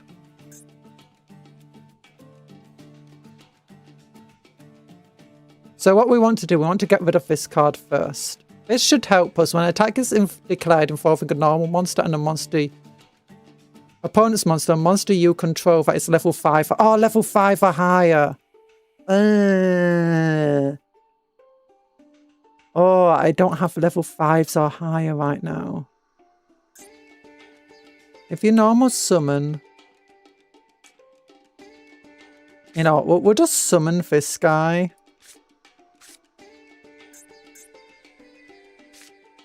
To get that draw. Yes, please, give me a draw. Dragon Shrine. And if we can survive another turn.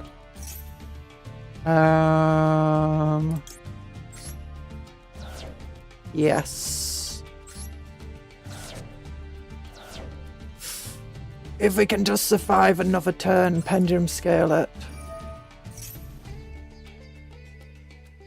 He's got 200 attack. Oh, why does my monster have to be level 5 or higher? No. Yeah, but we're in a bad position. We drew the worst possible hand. And why did we have to draw both of these? I could have put it down. I was hoping to get a better card than Dragon Shrine, to be honest. There's every chance now that they will one-shot us. We don't have any cards of a hand, but we know that when we manage to fix it. Let's see how... Wait.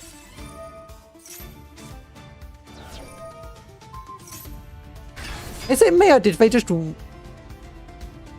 put themselves in a worse position? Oh, they do have 3 cards now. Why do they have 3 cards now?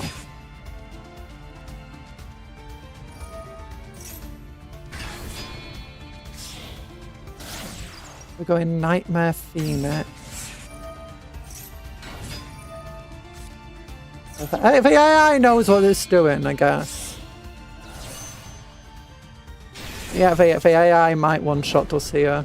Yeah, the deck doesn't work. Oh, they won't TK'd us. No. I should have just put it down in face down position. No. Wow, really? Yeah. No, I'm not a cat. I'm a cupcake. Who's vaguely cat shape right now? You know, cupcakes can take any shape or form. Okay, this is a bit of a better hand, and I'm going first. Oh no. Well, I control a level 7 or 8. I say it's a better hand. Okay, I can summon this guy. You know, we know we can't give him more. Actually, I can stop him from searching. I can summon this guy. Discard Dragon Car Hexer.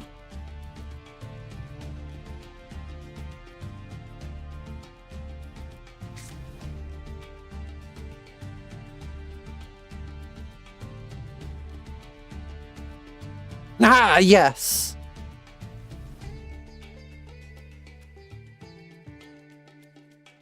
Okay, activate effect. Summon this guy because he doesn't need to be. Activate his effect. I know he has an ability to banish a monster, but it's fine. Discard this. Cancel. Don't ban. Don't stop it. Do this. Then we can activate this effect to special summon. Select a monster as a tribute. Face up attack position. And then... I'm not going to activate this effect, but any monster face special summon can't activate its effect on the turn it's summoned.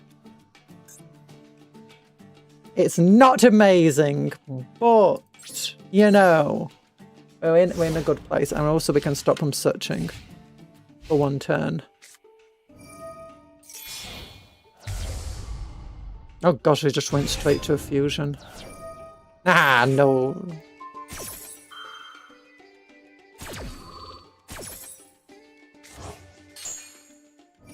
We're probably going to attack straight into him. Oh, probably going to attack straight into that. Oh my gosh, what did they have?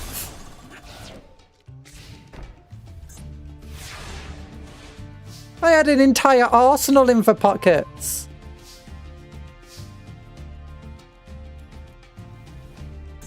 Okay, once per turn, he can discard 1 Plunder Patrol.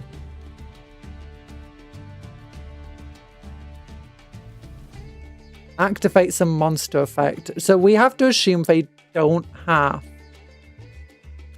I could add another Dark Dragon to my hand, but that's not necessarily going to be helpful here.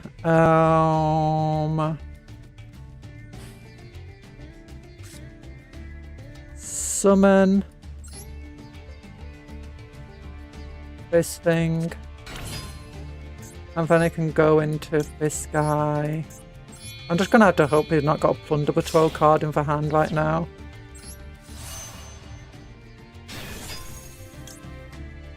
And hopefully it doesn't get negated by this.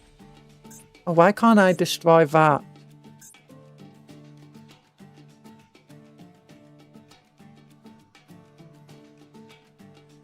Because it says destroy one card on the field. Why not him?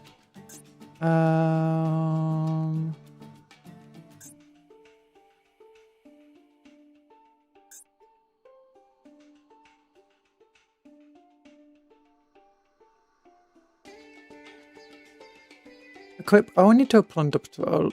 Oh, can't be targeted with card effects. Oh, see, if this is me just trying to quick read things. Well, I guess I can delete one of these things then. Okay, but that wasn't very good. Yeah, I'm not doing very well. I might as well just replace it with a dragon token.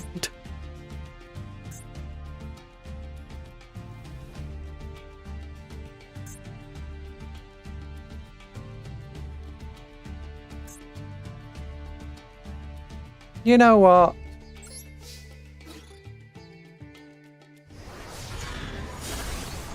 Everyone goes to a graveyard. There we go. Now we're both in kind of a similar position. Ow. Okay, all I need is one Primite. Give me my Primite. No, it's Dragonhorn Hunter.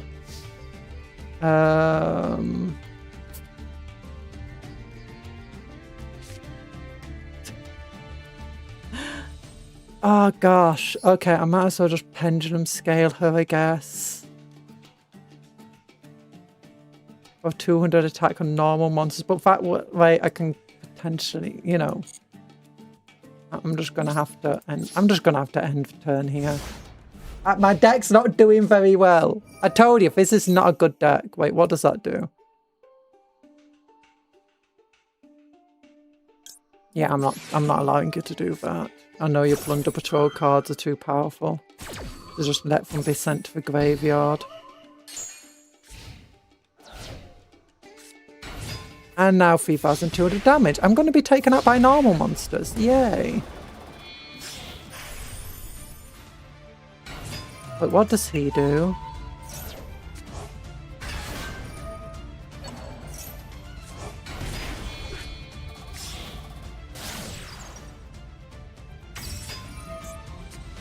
I have no idea what they just did.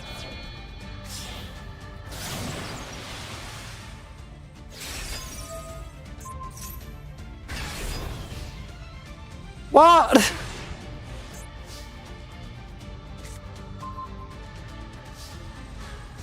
Okay, yeah, for decks, no, okay, I need to improve this. You know what?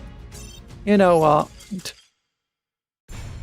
Every card has value, as said, but Yuzei was a fool. He doesn't know how to build a deck. We'll just go to. We'll go to. We want Dark Magician. Let's go with Gaia. Let's go with Gaia. Let's go for my incredibly stupid deck here. That's just Primites, Gaia, Random Warriors, and Dark Magician. Look, I wanted to try making Gaia useful, you know, difficulty free. Difficulty free. Oh no.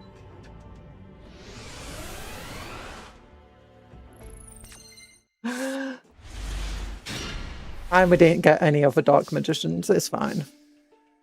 This is definitely a deck. I could discard her. I'm fine. And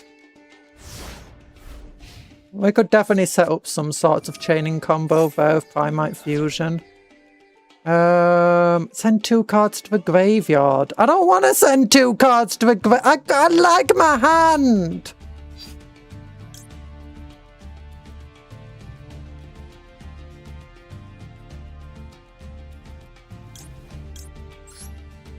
Oh. I got Dark Magician.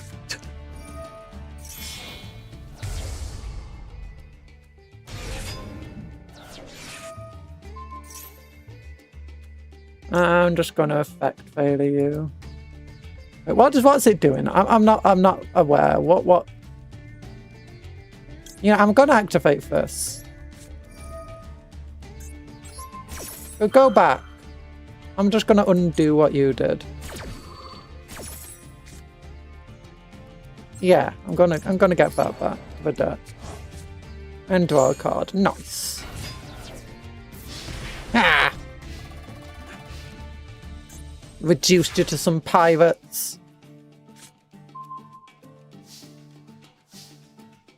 Okay, we've got good stuff here. We could fusion summon one of the Dark Magician cards.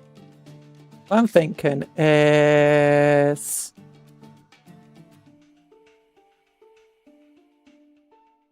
we summon him.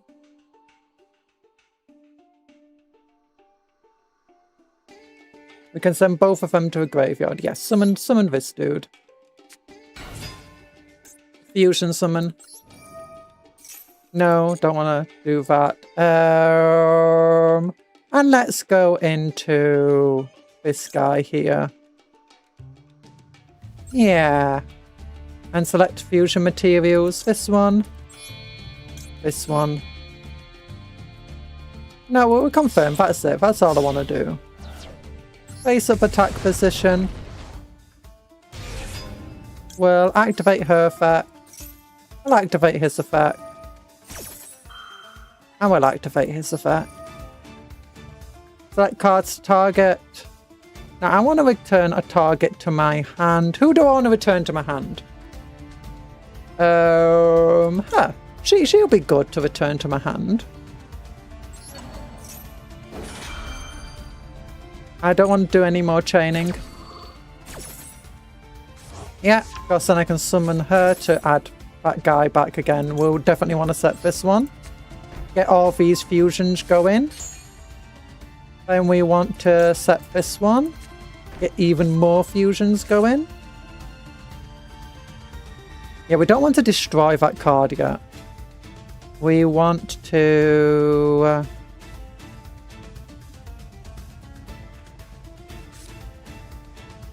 Oh, no, I already did a normal summon. Oops. Yeah.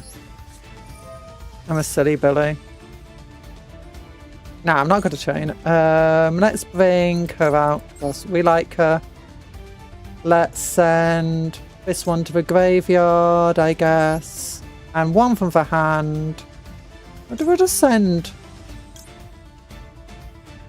we'll send Draco Tail, whatever, to the graveyard. Because he can add her back.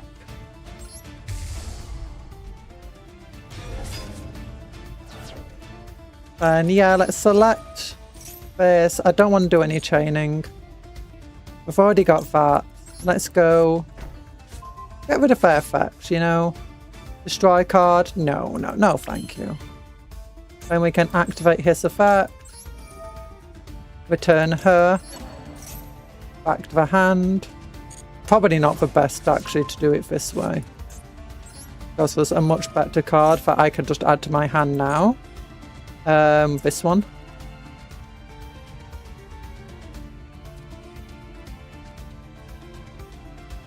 Oh, actually we'll use him. We'll use him. Because then we can destroy his card. Special summon a monster to the field. Yeah. And it could be any of our dragons.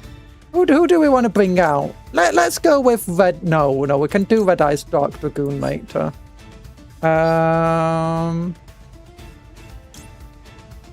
Ooh, Dark Magician level 7. Just a dragon and a spellcaster. Yeah, we can just use these two again. Yeah. Or just this one. Draco Tail and one in the hand. No, we're going to Secretarian Dragon. Set monsters to use as a material. Dragon. Spellcaster. Face up. Activate his effect. Oh, it's Draco Tail. This AI beat me once. Bring out the nukes. Yes. We don't need to do any chaining, do we? Actually, it beat me twice. Destroy card. Yeah. You're not allowed to do anything. Oh, and I can special summon. Can't I? Yeah, I can target one dragon spell. Oh, place it up on the bottom of the deck. Yeah. Oh, this sounds nice. I can bring out a dragon. Oh, just any old dragon. No more. Special summon a monster. Yeah. Don't worry. It's just a primate dragon. And then, Cupcake, you know... I'm enjoying your stream while listening to 115 from Kino in Bo 1 Zombies. Nice. And then, you know, we need to do something with Dark Magician here. Dark Magician and one Night Todd. Dark Monster. Ooh, 3 monsters are different. Oh, yeah, I forgot. All I have to do is just use Dark Magician in one of them. Dragon or spell card. We'll bring out my favourite card, I think. Yeah, we'll be using one of them. You know, we'll bring out one of my... Actually, no. We'll use a primate dragon that we just brought out. To bring out, do you know, Red Eyes Dark Dragoon? You know, really bring in the nukes. Yeah. And, you know, I've not finished yet. I've got more fusions to do, because now I can use my graveyard. I'm not negating this. And who do we want to bring out? Dark Magician. You know, it's a Gaia deck. We need to bring out, you know, part of the Gaia section of our deck. Let's go with it. So we got Dark Magician and the dragon. And, you know... And look, okay, you think this is enough overkill? Wait, what effect can I do in my graveyard again? Oh yeah, I can add my primate back to my hand. I won't do that, because that would just lower his attack by 100, and we definitely need every point of attack we can get. Yeah, you could do a bit... I don't know if I can... I mean, I could have brought out the other guy instead of this one. And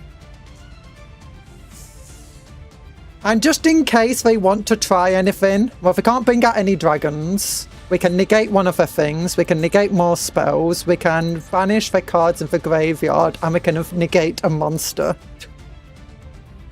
You know, just in case. And then we can destroy them as well, chain some destruction to it. Here we go.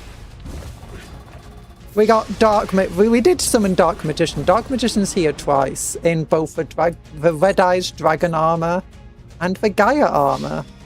In fact, we'll let Gaia get the kill since it's technically a Gaia deck.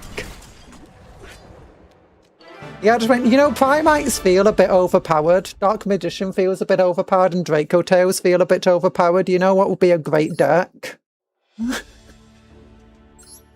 Adding Gaia to all of them. Okay, I definitely think my other deck here, Dragon Hex over here, could do with some work. I mean, it's not meant to be a meta or competitive deck, to be fair. It's just meant to be, you know, a silly deck. I definitely need to cut some stuff out of here, but I'm not sure what. I don't think this card actually helped much. I know shutting down the enemy sounds fun, but it also shuts me down a little, and it's just wasting a card without actually bumping through any of the chains. This one's good, especially if you draw it turn 1, and enemies will often just target that for like, giving you a +2 every time I summon. No, thank you. Now, these things are kind of important.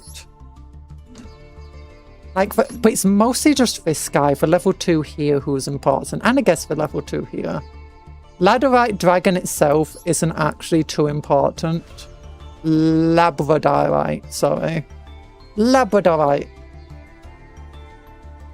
So, I could remove it, and I could tune Warrior. Oh, so I don't necessarily need to do 7 synchros, do I? To bring him out. And these 3 could definitely go, to be honest. As much as I like having them here. They do slow down the deck.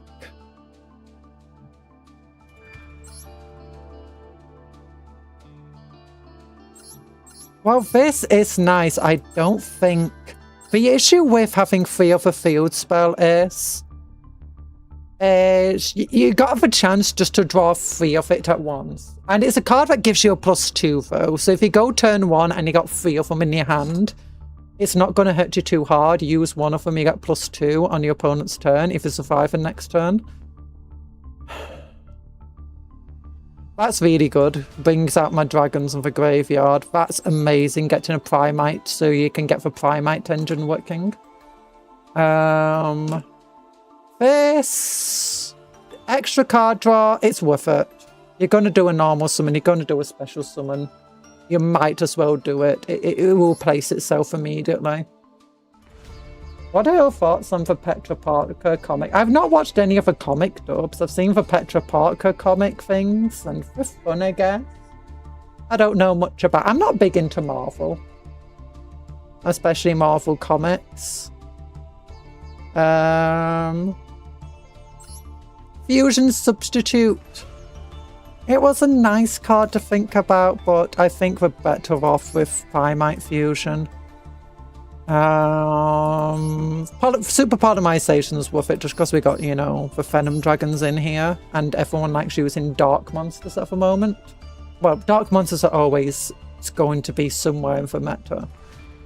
And you can always go into this with using Light Dark Dragons, and this just uses normal monsters. Use an opponent's Clear Wing or Fusion Monster. Okay, we've marked it down to 44 cards. The issue is, if I get rid of, like, the Cool Belt Dragon, Blade Dragon over here, like, if I get rid of a 3-tuner, then there's not much point in having him in the deck. Because we're rarely ever going to have, you know, a 7. It's worth it just to be able to, like, summon it into, you know... just a free destruction. And that's good.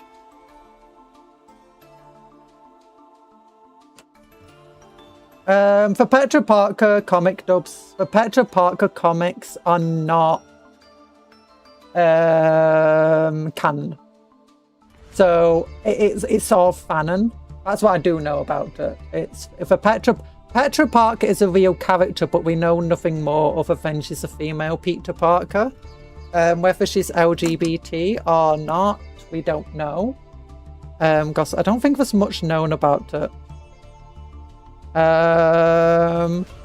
So we can't give credit to Marvel for that. But Marvel has plenty of LGBTQ stuff within their, you know, stuff. I mean, it's Marvel, they've never really been too afraid of doing that in the comics. Okay, we've made the deck better, but let's look at here. We'll do we can't go into through the gate because we need some of these purple and yellowies. I don't know where we get the yellowies, but you know, we need some. Scenario first. Oh, we got the golden hair. Let's go. Wait. What was the... What? We did Scottish, didn't we? I'm pretty sure Petra is a fan-made. Peter, yeah. There's also canon LGBT in Marvel. But no, Petra is a real character. I think she's from the Spider-Verse. Just a version of Peter Parker, but if Peter Parker was gender swap. But...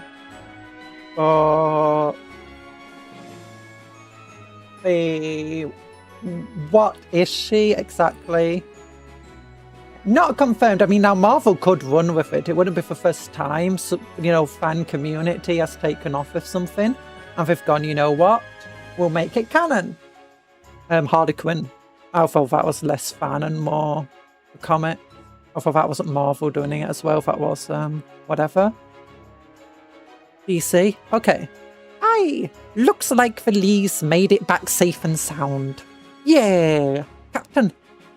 Looks to be in high spirits. That means good results if I had to guess. Honestly, I like the story of these guys, but I don't really enjoy the playstyle. I think there's just too much discarding. reliant effects. It's if your enemy ever hits you with, you know, a hand reduction kind of thing, or, you know, board wipes you, it can be very hard for this deck to recover from it. You do, because everything just requires a discard if you just don't have the cards. Yeah. Or they could just create a new character, you know, that does that. So what we got here? And we're all set here. A waiting party's ready for a banquet to begin. A feast to celebrate a successful voyage. The best part of the whole thing. As far as the banquet is concerned, it doesn't matter who's coming back from the voyage, who's been here the whole time. It's time for all of us to share good fortunes. The captain's calling for the apprentice. Suppose the kid's a full-fledged member of the crew now. Huh? What do you mean? Well, you see, when we plunder patrols are recognized as full-fledged members, we receive a spyglass from the captain. For us, that one possession is as important to us as our very lives. It's more than just some tool for navigation. It's proof the captain sees us as his comrades. But it'll be more zealous to be a part of a plunder patrol than ever before. Here's wishing you luck, earning a spyglass of your own someday. Do your darndest. Is spyglass an actual spell that we've got? I ain't even got mine yet. Yeah. Oh yeah. And we get some blue things. Water orbs. And we can't go through the gate. Oh, Vessels of Freedom. Yeah. I wonder if there's any Plunder Patrol cards that we didn't get to use. He's a very weird Plunder Patrol, man. No, it makes sense that for hire would be with for Plunder Patrol, both mercenaries. Ooh, here we go. We didn't get to use this one. It's a land ship. It's a Marienburg land ship. Okay, never mind. I love the deck. You can declare on a tribute. Return of its card for the extra deck, and if you do, special summon one Plunder Patrol token with the attributes to both players' fields in defense position. The one issue is that with the Plunder Patrol running on the opponent's attributes, it means that if your opponent brings out attributes that just aren't in the Plunder Patrol, it's going to be hard to do anything against them. If your opponent special summons a monster, there, you can add one Plunder Patrol card from your deck to your hand. Then, if this card is equipped to a Plunder Patrol card, you can special summon one Plunder Patrol monster from your deck. You can target one Plunder Patrol card in your graveyard, add it to your hand, and if you do, place this card in your Plunderum zone. You can only use each effect of a Plunder Patrol yard. Yard? Is that yard or yard? I'm guessing it's yard. Once per turn. I'm guessing it's yard. Our Plunder Patrol monster Vikings. I think the Vikings, yeah.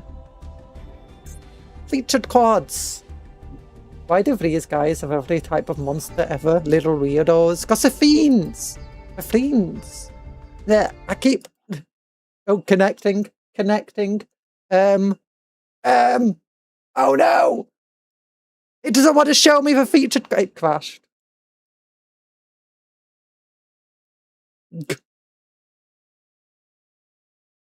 Okay. Konami. Is it going to show Konami? There we go. Yeah.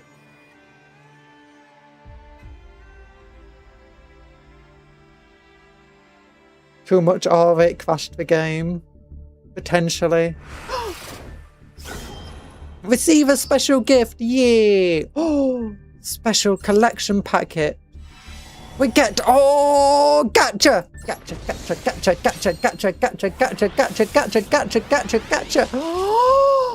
Oh, streamer look. Streamer look. Yum yums. Vanquish a soul. Oh, I don't care about these guys. Blue Eye Solid Dragon. Yeah. Eternal Soul. Dark Burning Attack. Yum yum yummies. Yum yum yummies. What is this? Yeet. Ow! Why are you throwing stuff at me? I've got a neutron blast you. Blah! I'm firing my laser. Streamer, look, I got nothing from these. Yeah, look. Look. Look. Streamer, look. Exactly. I get absolute booty cheeks. Aren't booty cheeks meant to be good? Ooh, look at this. Receive all. Oh, it's crashing again. Puff word of the day. Osh whoosh. Phaser's set to kill. I hope I've still got my stuff. I hope it saved my stuff. Okay, it's not. Oh, I meant to turn my computer off earlier and I forgot.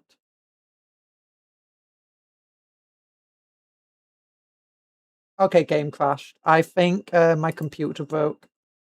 I have an issue where sometimes my backup SCD, my second SCD sometimes just refuses to work. Oh, yeah, my second SCD was refusing to work. I meant to turn off my computer earlier. Like, give it a proper... restarting won't help it. I need to fully turn off. And sometimes it does this. So yeah, my backup SCDs, not backup, my second SCD where most of my games are saved, because it's 4 terabytes compared to 1. Yeah, it's, I think it just sometimes gets a bit hot. But honestly, no, it's not hot, because we're not exactly playing a game that, you know, is overheating the computer. The Master Duel is a surprisingly well-made game. Like, okay, yeah, it's actually, I mean... There's definitely card games like it that are much less well optimized. Or if you want to play it on your phone, even if you've not got a very good phone. Oh gosh, for more people playing, the better for them. Oh gosh, but okay, anyway, it's like half past anyway. So Master Duel heats up my phone. It does heat up my phone. And it does use a battery, but it's not like it's what's it called? That being said, I've got an Asus. Is it an Asus ROG? You know, it's a phone designed for gaming. And that's why I only play on PC. A line from Primus who walks a path of evil, not lost flare from the darkest night, a light to discover the 13th spark. The sense, his arrow, is never a prime but a united power what has fallen. Master Duel is probably the only way I can play Yu-Gi-Oh! Sometimes I don't know when I could activate effects in the real game. It's very useful that it tells me. Yeah, it's very useful for that sort of stuff. I'm so used to reading now that accent. I keep forgetting, sorry. You know me. It's like when I was watching DuckTales, I started reverting to Scottish accent all of the time. I want to rewatch DuckTales. DuckTales. Yeah. I can't even remember the tune. I just know it goes DuckTales. And that's it. But, big old buts. Yeah, when I played, there definitely no rule issues. And like, oh, we can't do this. Oh, we can do this. And it's like, okay, what the heck is chaining? It definitely makes playing the game a lot easier. And if you're ever struggling with something, just save a replay and then just watch the replay. You can pause it so you can see exactly what's going on. I don't think if a replay you can see what your opponent was doing with their hand though, which sucks. Well, Wise once again for deepest ruin restored. Yeet. Don't throw too many, what's it called out there, quotes. But yeah, it's very hard to... Also, the other part of that makes playing Yu-Gi-Oh! Hard is finding people to play with, you know, that don't absolutely suck. Because that's one of the reasons why, like, I didn't do too much Yu-Gi-Oh! Like, I had one friend I played with, and, you know, the Yu-Gi-Oh! Community, at least the one near me, was extremely sexist. Not very fun to be around, if I'm entirely honest. That put me off, like, playing with other people. That weren't just, like, my friend. And when my friend stopped playing, eventually I just stopped collecting it. Oh, so what's a little creature? Oh, that's Cuptle, a cupcake turtle. If you watch the lore video on the channel, go on the front page of my channel. There's a lore video made by the fabulous Briar May. Yeah, it was made by Briar May. She put it together for me. Yeah, and the art's by Nico, who also designed his model. But it's actually got lore on both this model, this VTuber model, and Cuptle over here. Yeah. Cuptle used to be a kaiju. Yeah. And I turned him into a cupcake because, you know, I'm the Cupcake Conjuror. I turn people into cupcakes. You mean you think I just conjure cupcakes from nothing? No. Conjuring is turning people into things. It's not. It's not, but I can do that.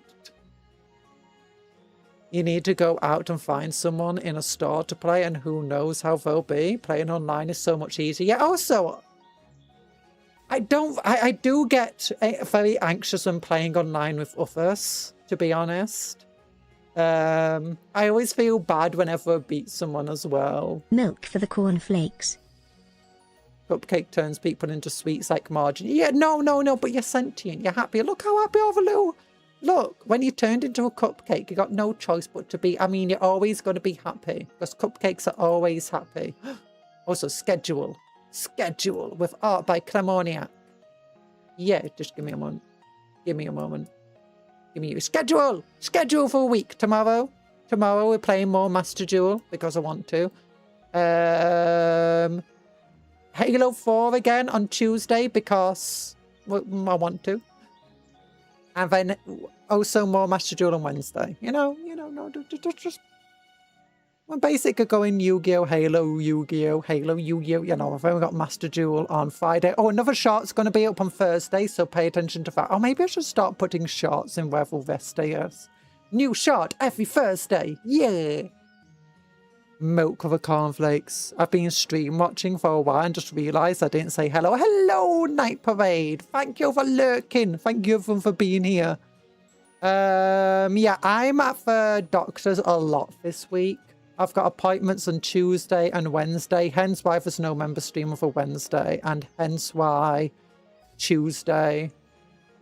But also, hence why we're not doing any hand cams those days, because it's going to be difficult to set it all up when I've got doctor appointments to do, especially for Wednesday one. It's like, I've got to be very on for minutes of getting food and stuff before the stream. Friday, we got Rogue Trader. Playing more of that. More Halo on the Saturday. I want to get through the Halo game relatively quickly, so hopefully we'll finish it this week, maybe. And then what we're going to do more for stories. We'll get through all of the stories. We did 2 today. We'll probably do 2 more tomorrow. Yeah. I'm saving all the stories of the streams. So we got something to do on streams. Because I think the anxiety of streaming and playing with, like, against an actual person together might be a bit too much for me right now. We could do Yu-Gi-Oh parties. By the way, can you remember the needle in the haystack game? Yeah! Is it, apparently it's free to play and has a metal detector DLC for 999.999. What about a magnet? Can we just bring a magnet into it? That's also hilarious. If a bit, you know, kind of scammy. It does make me think that, do you know that there's lots of games out there that are just terrible, terrible games with a ridiculous price tag? And it's like, I have no idea why this game and all its DLCs cost £1,000 when it's got like, apparently 20 people have bought it. Why have 20 people bought everything? Is it, you know, questionable things going? Money laundering? Maybe. No magnet allowed. Or is it just people trying to hope that they can just get, if they just put enough games out there, then people start buying them, even if they're terrible, even if it costs hundreds? What if Master Duel had an option to add an ash blossom in your hand for $10 during a duel? I think it'll make the game kind of unplayable. What other thing is there out there? Ash Blossom. I mean, they do have a thing of 700 gems you can buy yourself an Ash Blossom, which is like 10 quid. So, you know, they kind of already have that. You can buy yourself an Ash Blossom and a bunch of random packs with nothing guaranteed in them. I would pay $10 to remove an Ash Blossom from my opponent's hand. Oh, you're being Nook then. Have you seen the new hand trap they've done? Of when your opponent activates a card from their hand, you can activate this card from your hand. And when you do, negate that card's activation and draw one card. Oh, both players draw one card. Oh, so I made that up. It would be hilarious if it existed, though. Just everyone winning free of it.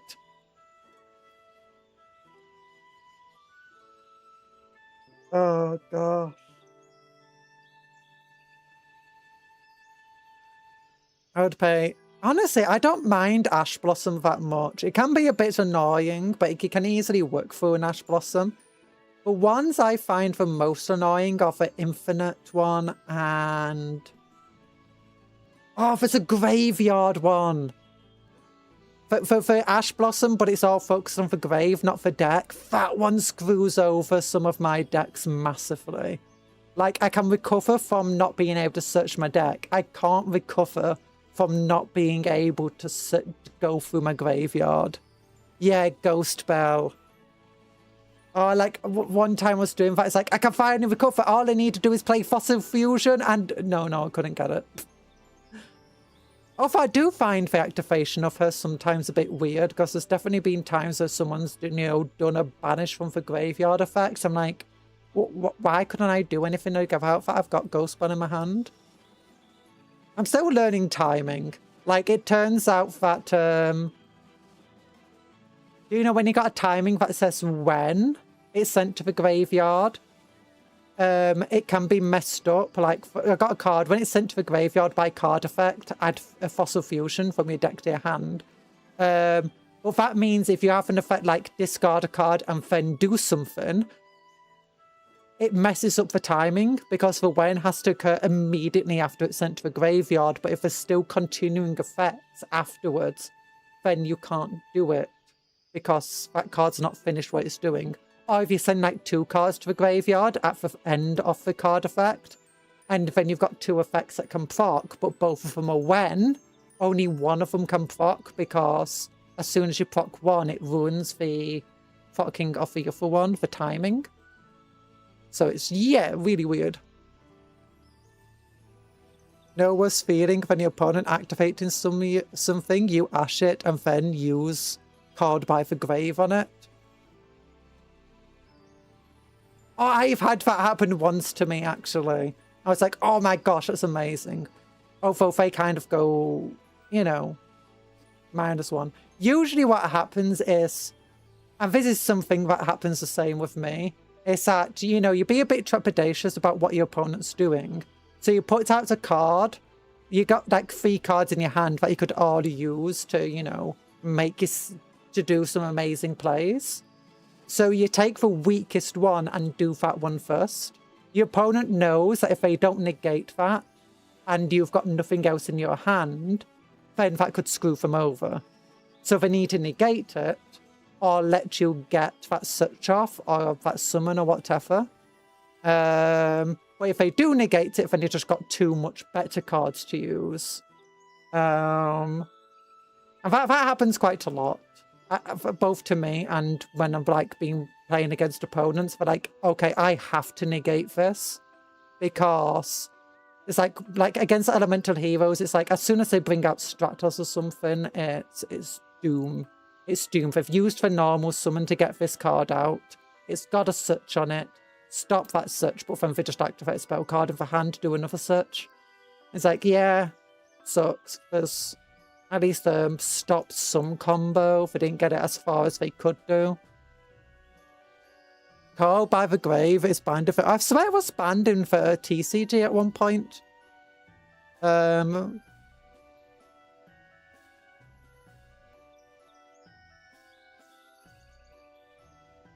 The player did so many animations of Ash Blossom kicking for green hand. The best part of countering straight toes is having to do it twice to get the offenders drop on you. Yeah, it's elemental heroes are such a pain to go against. I really don't like it at the moment. But one of the decks where I'm like the least happy about playing against them. Predaplants, I always feel like I've got something to work with against them. Elemental heroes, though, it's like I'm waiting so long for them to finish the blooming combo to bring out all of the heroes. And then once they do, it's like, okay, you've got 3 of this one hero who can each negate, you know, anything I do. And it's not a hard once per turn. In fact, I had one of them. It did this. They used the negate on me, then chained it to another character that destroyed the hero. The hero's negate still goes off, which then chained something to then special summon the hero out again, so then he could do his negate again. And it's like, oh my goodness. And they had 2 more of them. They just did that for fun. Be patient, Conjuror. Hero players are paying money to keep the game free for both of us. The game's free? Looks at bank account. Ton of combos and the Nibiru. And the few times I've run against the heroes at the moment, though, I don't think I've ever actually, reduced the life points to 0. One of them, I just timed a really good negation against them. I just absolutely destroyed the play. And they just rage quit right there. It's like, I couldn't have won. My hand absolutely sucked. The reason I could do those negates against you is because that's all I had in my hand. There's a good chance I could have pulled a card and it would have just been nothing good. And one time when they thought they had me locked down and they just didn't. I managed to get through the negates and start doing stuff. And as soon as I started doing stuff, they just immediately quit. And I was like, again, I don't think I could have won. Like, they had just too much of a wall for me to go against. I got through the negates. It cost me a lot of cards to do that. I did not have a lot of left to work with again. I just had enough to maybe to not die next turn, maybe. Maybe. It's Carnival. No, Carnival Haunted's not banned. Carnival Haunted's kind of a weak card. For 2 reasons. One, like, it's only started getting some good use again because they made an archetype dedicated to it, using, old zombies, which is really cool. But there's a reason it's not banned, and it's twofold. One, there's just better cards for bringing cards out to the graveyard still. Monster Reborn's limited to 1 again, it's not banned anymore. 2, it's kind of slow because it's a trap card. 3, when it's destroyed, it sends a card that you summon to the graveyard, which sometimes can be useful for you. Like, some decks will purposely use Call of a Band to destroy it themselves. So then you can just, like, proc your cat thing's effect of when it's sent to the graveyard by card effect. And often, like, your destruction comes with a bonus as well, like Metal Foes can do stuff with that. And the other thing is, if, let's say, you use Call of a Haunted and then you do a link summon, you do any sort of summon, removing that monster from the field, Call of a Haunted now stays face up in your spell and trap card zone. And as a result, it can really block up your spell and trap card zone, especially if you're trying to do pendulums, or you use continuous spell trap cards, or you like an equip deck. Losing that spell or trap card zone can be a big hit. I know that some decks now, I know that with no longer the era of rockets, or what was that one deck that, locked down certain rows, so you couldn't use your spell and trap card zones there either. I mean, Infinite does that as well. But it can just really lock you down. But Call of a Heart, now that effect is useful now because certain monsters will use that. It's like, if you've got Call of a Haunted face up on your field, you can special summon this from your graveyard, or you can use this effect. So it's getting some play again. It still gets some play outside of that. Like, there's definitely some decks where they're all about just bringing back their monsters. Like, they have effects, like for Felgrand. Well, Divine Dragon Felgrand's not meta. You do have cards like him, where you want to summon it from the graveyard, and it activates powerful effects. That can be quite useful. So often your entire spell and trap card line is just going to be ways of bringing monsters back from the graveyard, or just getting them into the graveyard to begin with. And as also, Call of a Haunted isn't a bad play there. Call of a Haunted is such a fun deck, though. It is a fun deck. It's sometimes a bit annoying to play against, but it is a fun deck. Monster Reborn isn't even that amazing nowadays. It's not. It's still useful. You still see it every so often. Like, especially any of these decks where, you know, you've built your deck and you've still got 5 spaces left over. So you sometimes see cards like Harpy's Feather Duster, Monster Reborn, and Rigetki and stuff still get used from time to time there. Well, that's generally relatively small archetypes that do that, but do you know powerful archetypes? Where they're not necessarily... You can't just necessarily throw any old card with them and expect it to work. Or any old other card. And again, it can still be very useful. It's also relatively good against certain decks, because stealing one of their cards from the graveyard can be extremely powerful against certain decks. Like, imagine going against Primites.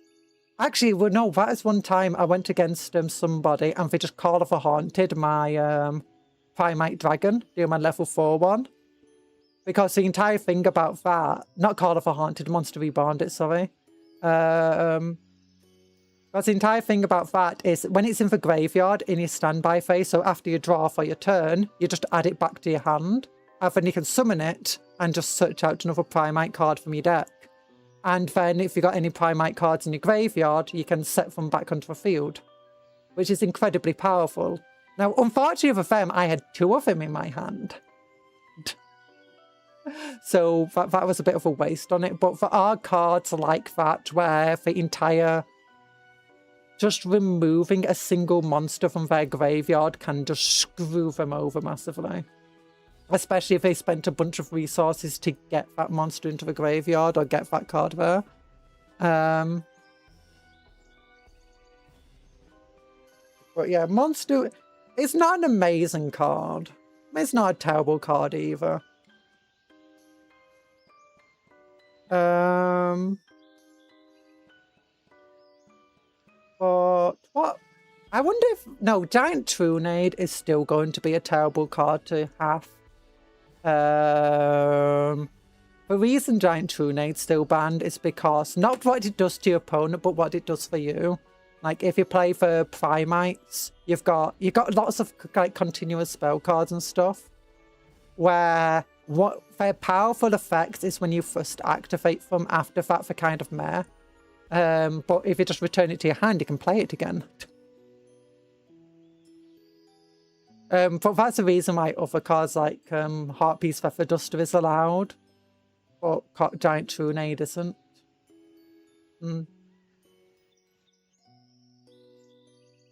So it's... Do you have Red Eyes Zombie Dragon? Or I do have one of the Red Eyes I do have some of the Red Eyes Zombie Dragon cards. I think I got Red Eyes Darkness Metal Dragon, actually. I think I do have that card. I've not put it in any deck simply because it just doesn't... I don't like it. It's against the theme in my Blue Eyes deck. It's not a Blue Eyes card. It's a Red Eyes card. I can't have a Joey Wheeler card in my Kyber deck. And in my other decks, like, do you know my normal monster deck, that it would actually be pretty good? Because, you know, dragons, dark dragons. But again, it just goes against the theme of the deck. They made Ultimate Red Dragon Fusion, by the way. Did they? Is it like currently in for Master Duel or not? Because I've not seen it. To be fair, Red Eyes definitely needs more support. It kind of sucks still.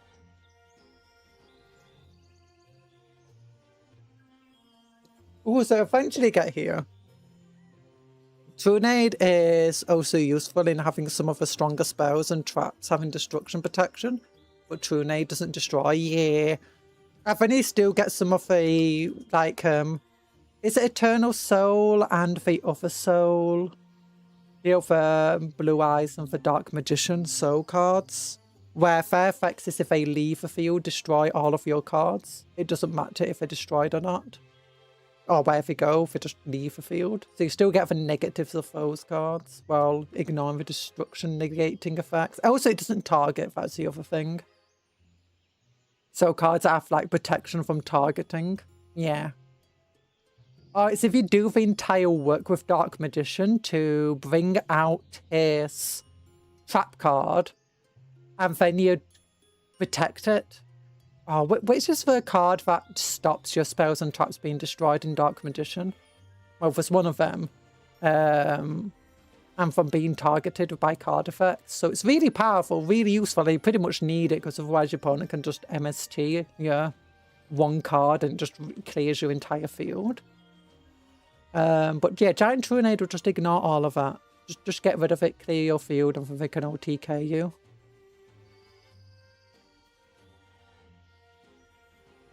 Yeah, Ultimate... I hope Ultimate Red Dragon Fusion is like 4,000 attack at most. Actually, wait a minute. It's got 600 attack, so it's got, what, 20% less than Blue Eyes. So that means, what's 20% of 4,500? 100 plus 800, 900. 3,600. It should only have 3,600 attack. Unsure, didn't read the card yet. If I find it, it's attack. I will send it you. I hope it doesn't have any effects either. I literally just hope it's just a worse Blue Eyes. Ultimate Red Dragon does seem like it fits. Doesn't seem like it fits. True. Yeah, because they only ever had one of them in the show. They had multiple versions of it, but only ever the one Red Eyes card. Like, he never summoned multiple of them. Ultimate Red Eyes.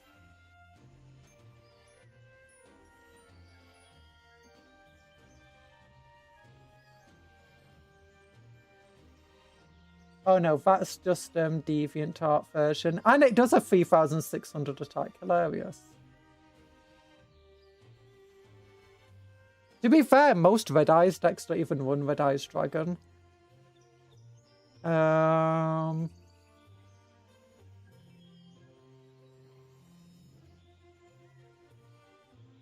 Yu-Gi-Oh! Card Maker, no. I can't find it. Red Eyes deck breakdown, no.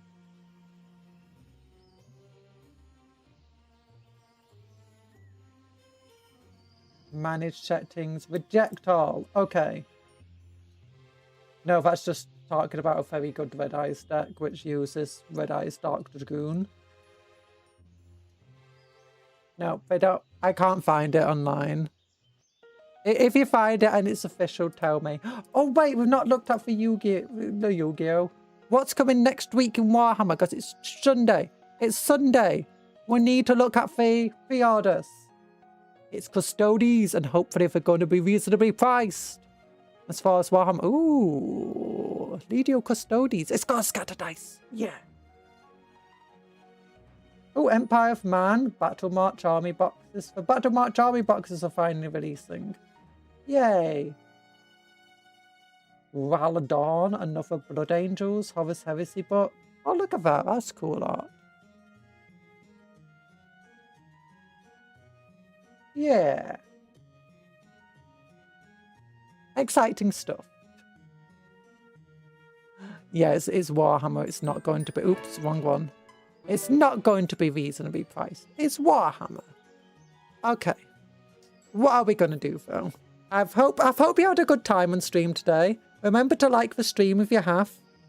And if you don't, just like the stream. It makes me know that you like this streams. So I do more of them. If people don't like the Yu-Gi-Oh, then obviously I'll do it less. Well, anyway, thank you for coming to the stream today. Hope you have a good rest of your day. Remember to work hard but play harder. Take care of yourself and be kind to others and vice versa.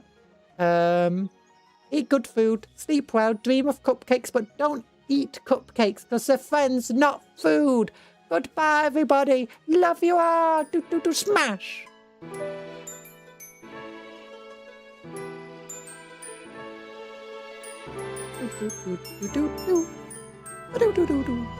Bye bye.